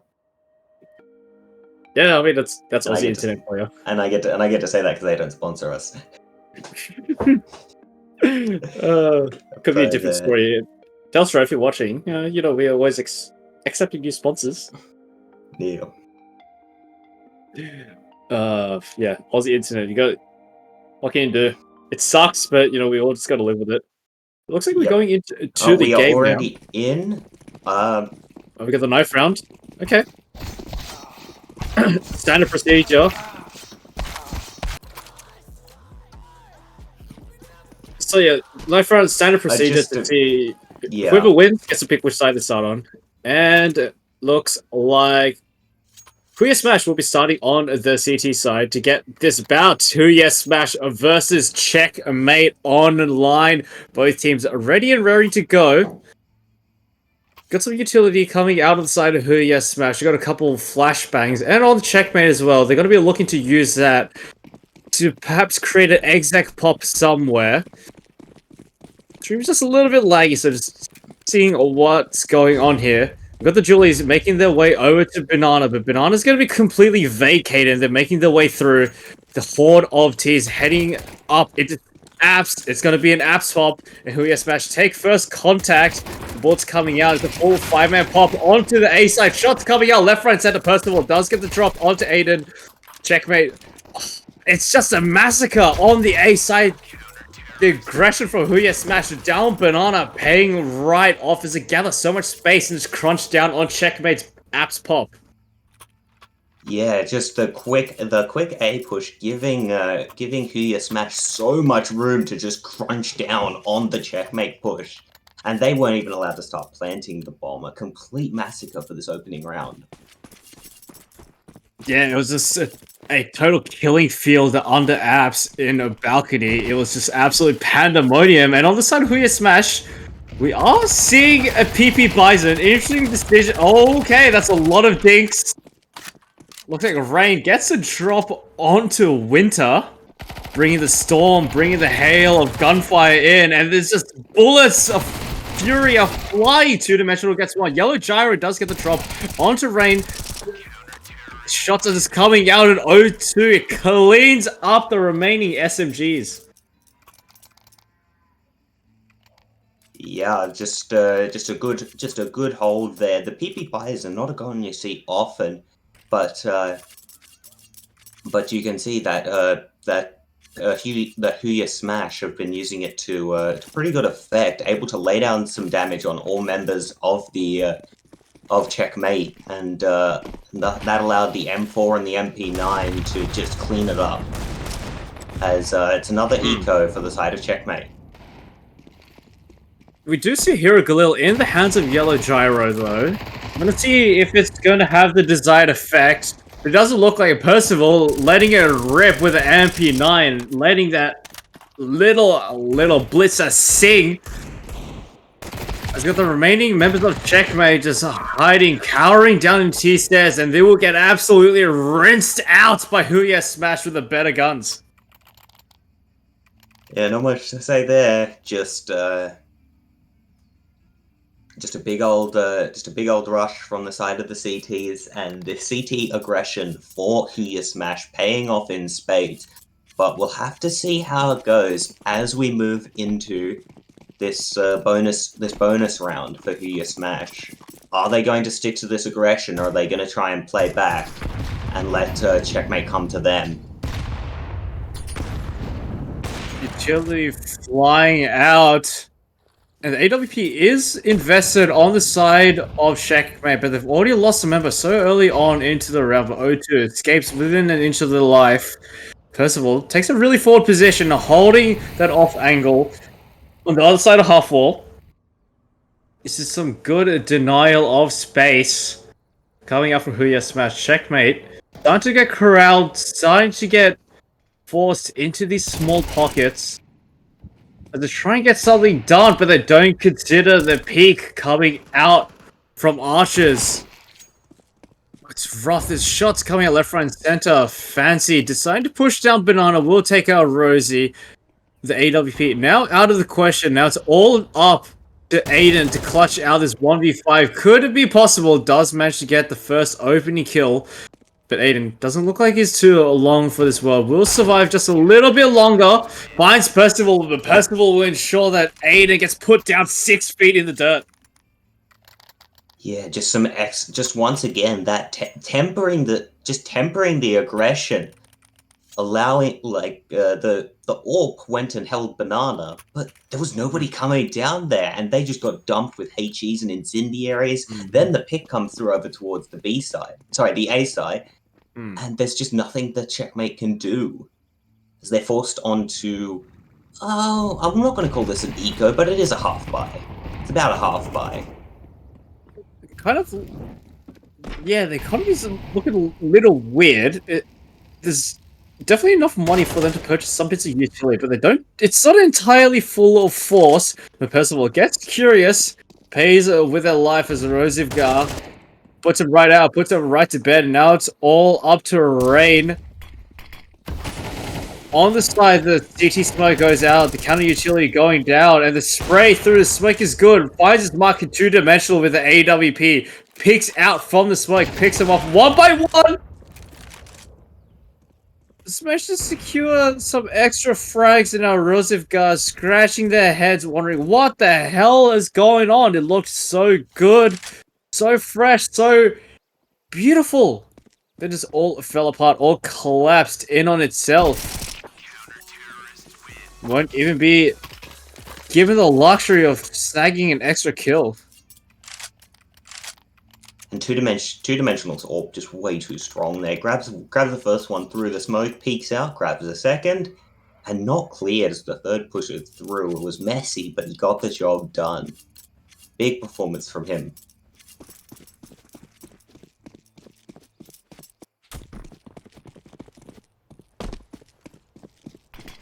Alrighty, we get now into the next round. AWP still in play on the side of Huya Smash. Knocks up right into App. On the line into second mid, but the spray through the smoke. You gotta dodge those bullets. O2 takes one. Fancy takes another with a random spray shot through the dark. Through the smoke, but Winter inches up into Freezers, clearing all these angles, looking to gather some space, but meets O2 in a hail of gunfire, but will tank it, but doesn't escape unscathed. It's 12 HP to their name. It's going all quiet once again. Bit of a reset. Fancy just falls back off that banana position, because Fancy knows that if they fall, B site will crumble in kind.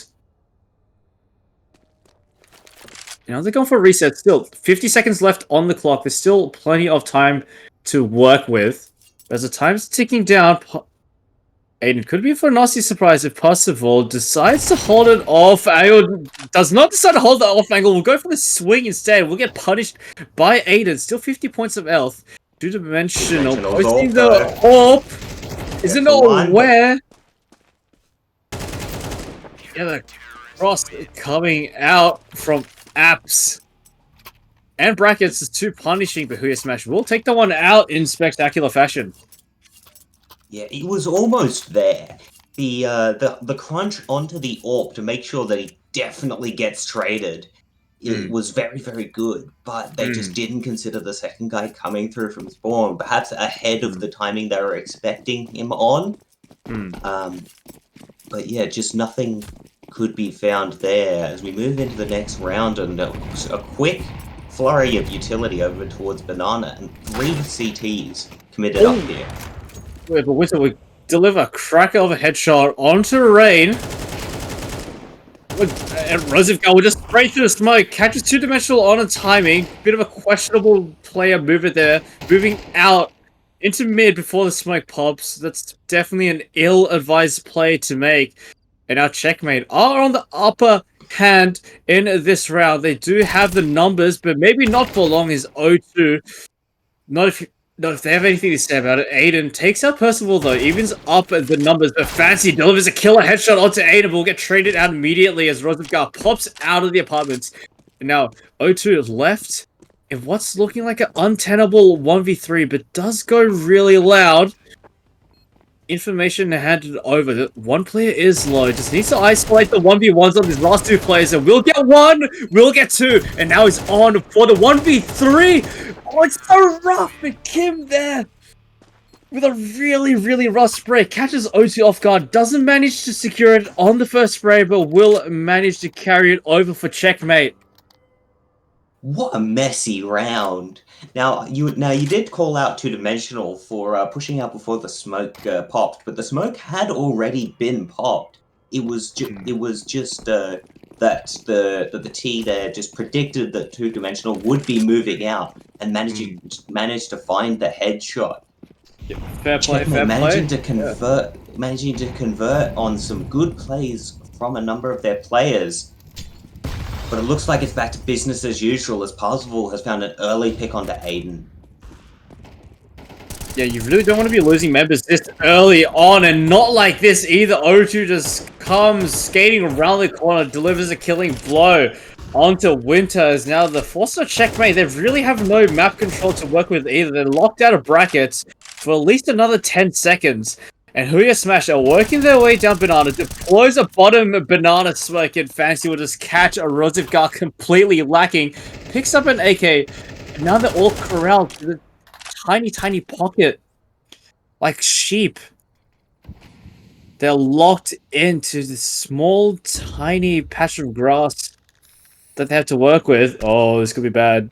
Oh, they heard it. Parzival drops down to Mexico. Bit loud, announcing his presence. But Yellow Gyro has actually managed to work their way up into brackets. But we'll lose out the gunfight to Rain, and Fancy will take out Kim. It's smiles across the board. Huya Smash, happy days. Yeah, not much to say there. Just that CT aggression again, just casting the net over checkmate and then just slowly tightening it until they were all caught and put down. Some excellent work from them, and you can see an AWP back into the inventory of the CTs. Yeah, first of all, with the boomstick in hand, looking to try and farm up this fourth buy. Oh, damage dealt through the smoke. Really, nothing to cause too much concern as of yet. No opening frags to be found just yet. But O2 could be not long for this as well, but not if the cross is good, and O2 will get the best of Aiden, supported by the teammate. Holding the cross, holding the line, holding steady. Is looking real good for Huya Smash in this round once again. Yellow Gyro also brought down to half HP as well. Two-dimensional. Sangs a blitzer onto Winter, and Freezer frozen out, locked out of this round, and this is kills, deaths all across the map. O2 takes out Rozivgar, but Kim won't go down without a fight. Secures a frag. There is... Yellow Gyro does get one as well. Could be teed up for another one, and they'll secure it. 2v4 on the books. Big play from Yellow Gyro there. They've made it onto the A side. And we were talking earlier about how hard these retakes are. It's a 2v2. Only one, I think it's a flash to the names of Huya Smash as the fight is taken. Double peak comes out. Double peak is good, but they're just so low. They just don't have the HP for this. And Kim just looking completely the wrong direction. It's easy for Percival as he farms the last two injured members. An excellent retake from the side of Huya Smash. It's really... able to find that timing onto Kim, catch him looking the wrong way, and then just a straight up aim fight, and Huya Smash Parzival is able to take it 8-1 in a dominating first half. Yeah, I mean, it's just just another day in the office. It's looking a little risky there. Oh yeah, Smash. Losing two members in a 2v4 was a little bit dangerous. The red alert coming in.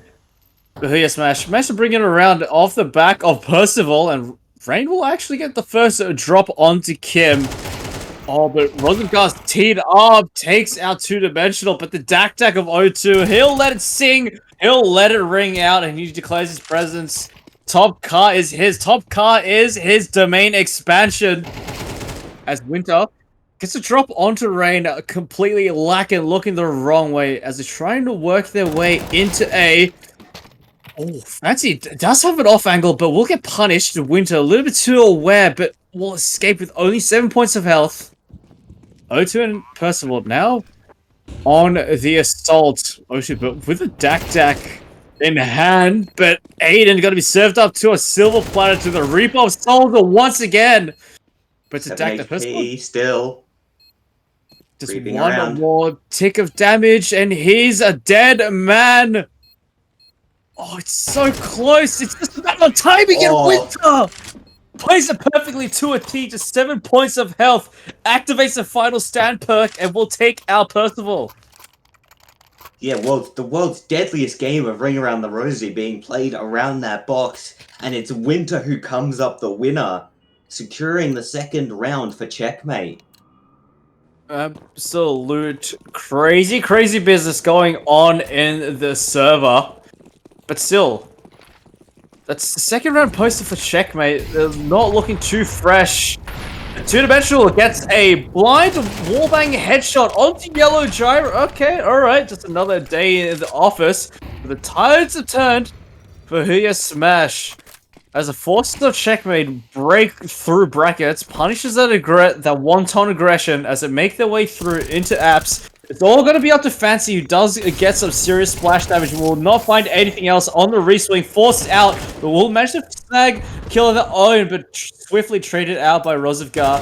Now it's all up to Rain, who, oh my lord, dodges a Winter, passing right under each other's noses. And Rain, it looks like they'll be opting for the save, but even that's not guaranteed. Never mind, I stand corrected. Rozovgar was in the hunt, but the hunter now becomes the hunted, as we could be on for the retake, actually.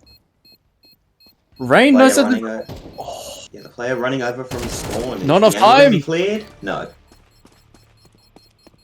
Rain had the right idea, just wasn't enough time on the board left to achieve anything for Huya Smash, but they do still command a very solid lead over checkmate. As we approach the final round of this half, it's going to be the best interest for checkmate to post another round. 8-4 on the T half. Definitely not ideal, but still serviceable, as they do have their CT half up next, which is definitely where you're going to be finding some extra rounds.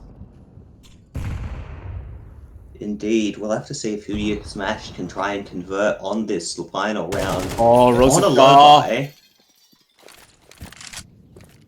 Rozovgar takes their claim up on top car, but O2 clamps down on the rear. We'll get two with the spray, but Aiden still playing on T Spawn, but will get caught out by two-dimensional, too aware.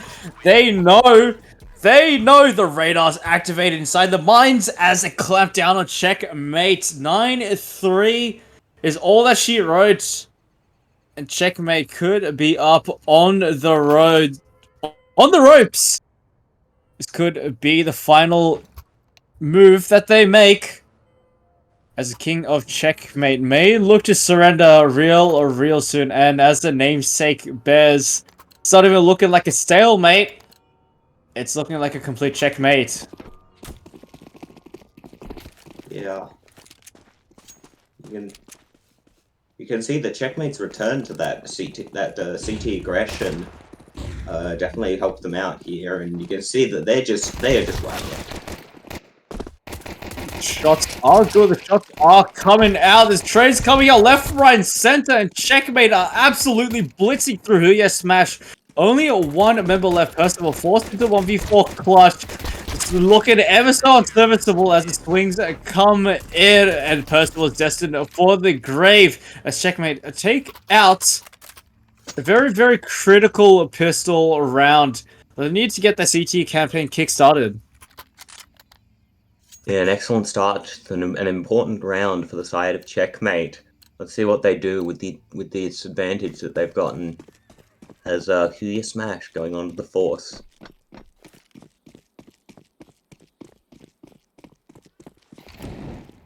Alrighty, we're now into the anti-eco round. Not looking like a much of an anti-eco, but they'll just get blitzed by the P90.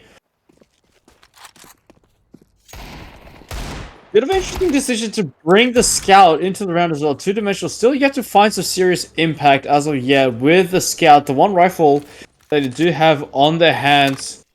The MAC-10 handed over as well. Does manage to find one. But in this instance, you're really gonna have to find more than one. But it is salvaged in the hands of Fancy. As Huya Smash look to reassert themselves as the dominant force in the server. Still all quiet, going for a reset.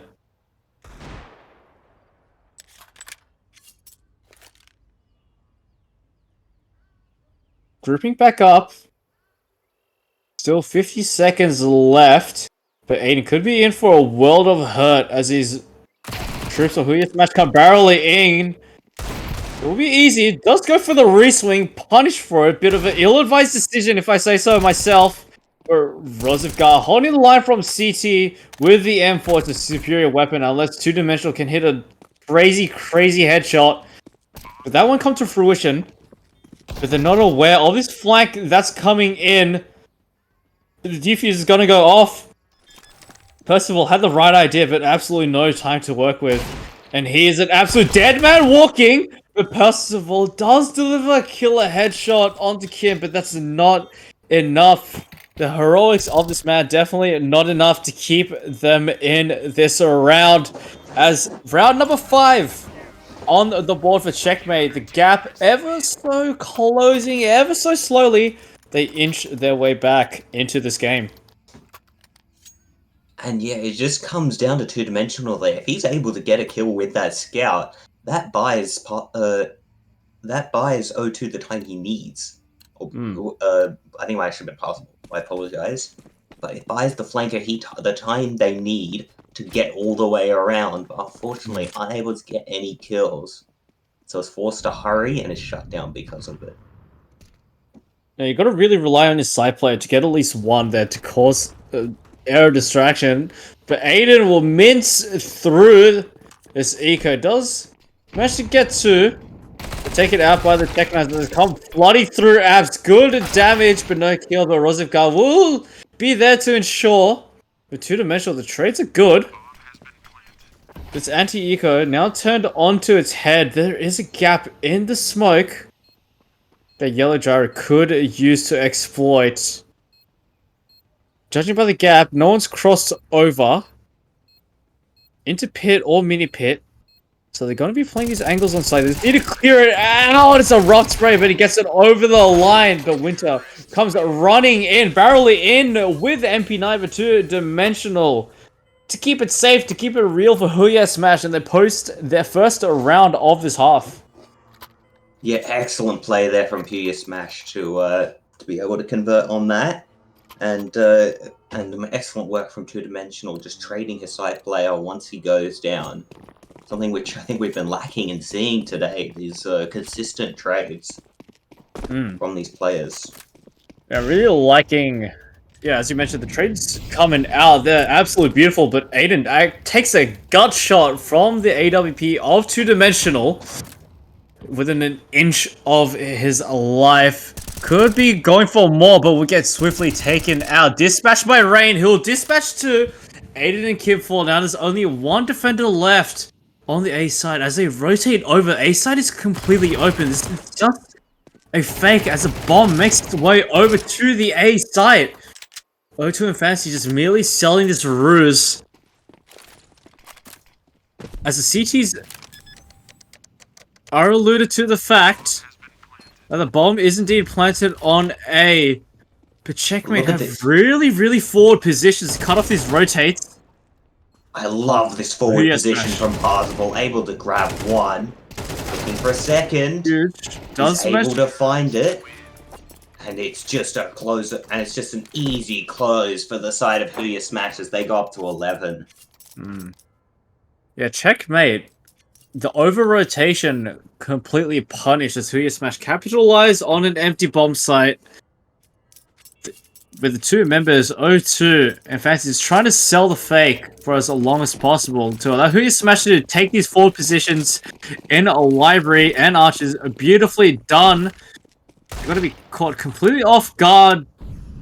Once again, critical off-shot deliver. Rozivgar brought down to just 36 HP.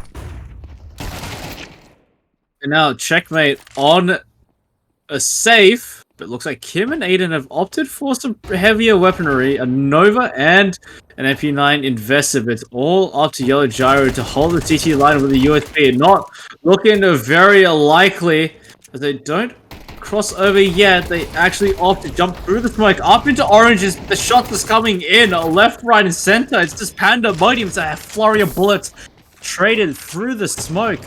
The bomb plant does go down. Percival does get the drop onto Yellow Gyro. Percival gets 2-0-2. Final victim.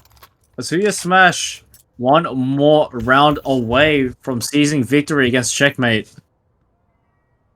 Yeah, not much to say there. Just some excellent clean trades and effectively shutting down the eco of Checkmate as Huya Smash only need one more round. Yeah, within sight of the finish line, and with a huge differential, Checkmate's not looking likely that they're gonna fill this one up.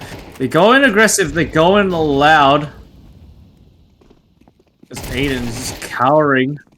Fearing for his Winter, excuse me. Winter will get taken out, and Parzival is just on an absolute roll. Yellow Gyro drops. Yellow Gyro falls. Fancy makes away with an M249 in tow. A little bit of BM there. Spray going out. Fancy actually managing to find Aiden with the M249. Sprays him down with the machine gun. Now it's all left onto Kim. With just a Nova in hand, it's not looking likely, and as a flurry of pistols and bullets come through, 13-5 is all she wrote. Goes to Huya Smash. Absolutely smashing through. Checkmate. Yeah, that game was close until it wasn't. That eco from Huya Smash seemed to just break the wills of Checkmate, and they just weren't able to get anything back in that second half after that eco succeeded for the side of Huya Smash. It's some really good plays from Huya Smash, able to just get some early picks, get some early damage, take control of the sites, and then just lock them down. Yeah, I mean, Huya Smash were really aggressive, but in most cases, it wasn't just complete wanton aggression. It was timed, and they really had a good read of Checkmate. And there were so many rounds where they just corralled into such little areas of the map, just denying them so much map space. And like a vice, they just clamped it down, and eventually Checkmate does topple the king, fall into the forces of Huya Smash, completely obliterated. And just take a look at the brackets real quick. So what have we got here? In the grand finals, Bound actually beat out Counter-Suck 2. Okay. Counter-Suck 2. So now Counter-Suck 2 moving into that losers final. Checkmate next week will be next week will be headed up against G3 for our opening match. The winner of that will be headed to will face off against Counter-Suck 2, and Bound, having won the winners final, will face off against the winner of the losers final in the grand final. The only best of 3, I believe, in this tournament. To see who will take the UNSW Contenders Cup for Term 3 of 2024. So we got G3 waiting in the wings in the loser semifinals, and Huya Smash will be joining them, but all that action is to come next week. With the loser semifinal, whoever wins that bout out will be fighting up against Counter-Suck 2 for the final place in the grand finals.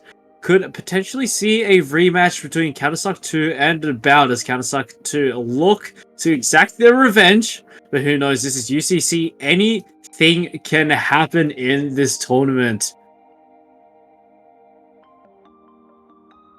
So that'll be all from us today. Thank you so much, guys, for joining us. Thank you to the production and the players, and we will see you guys next week on the 12th for our. Hang on, I did know what this was. For our Overwatch 2 finals on the 12th of October. Huge. Hope to see you guys there. And thanks for watching.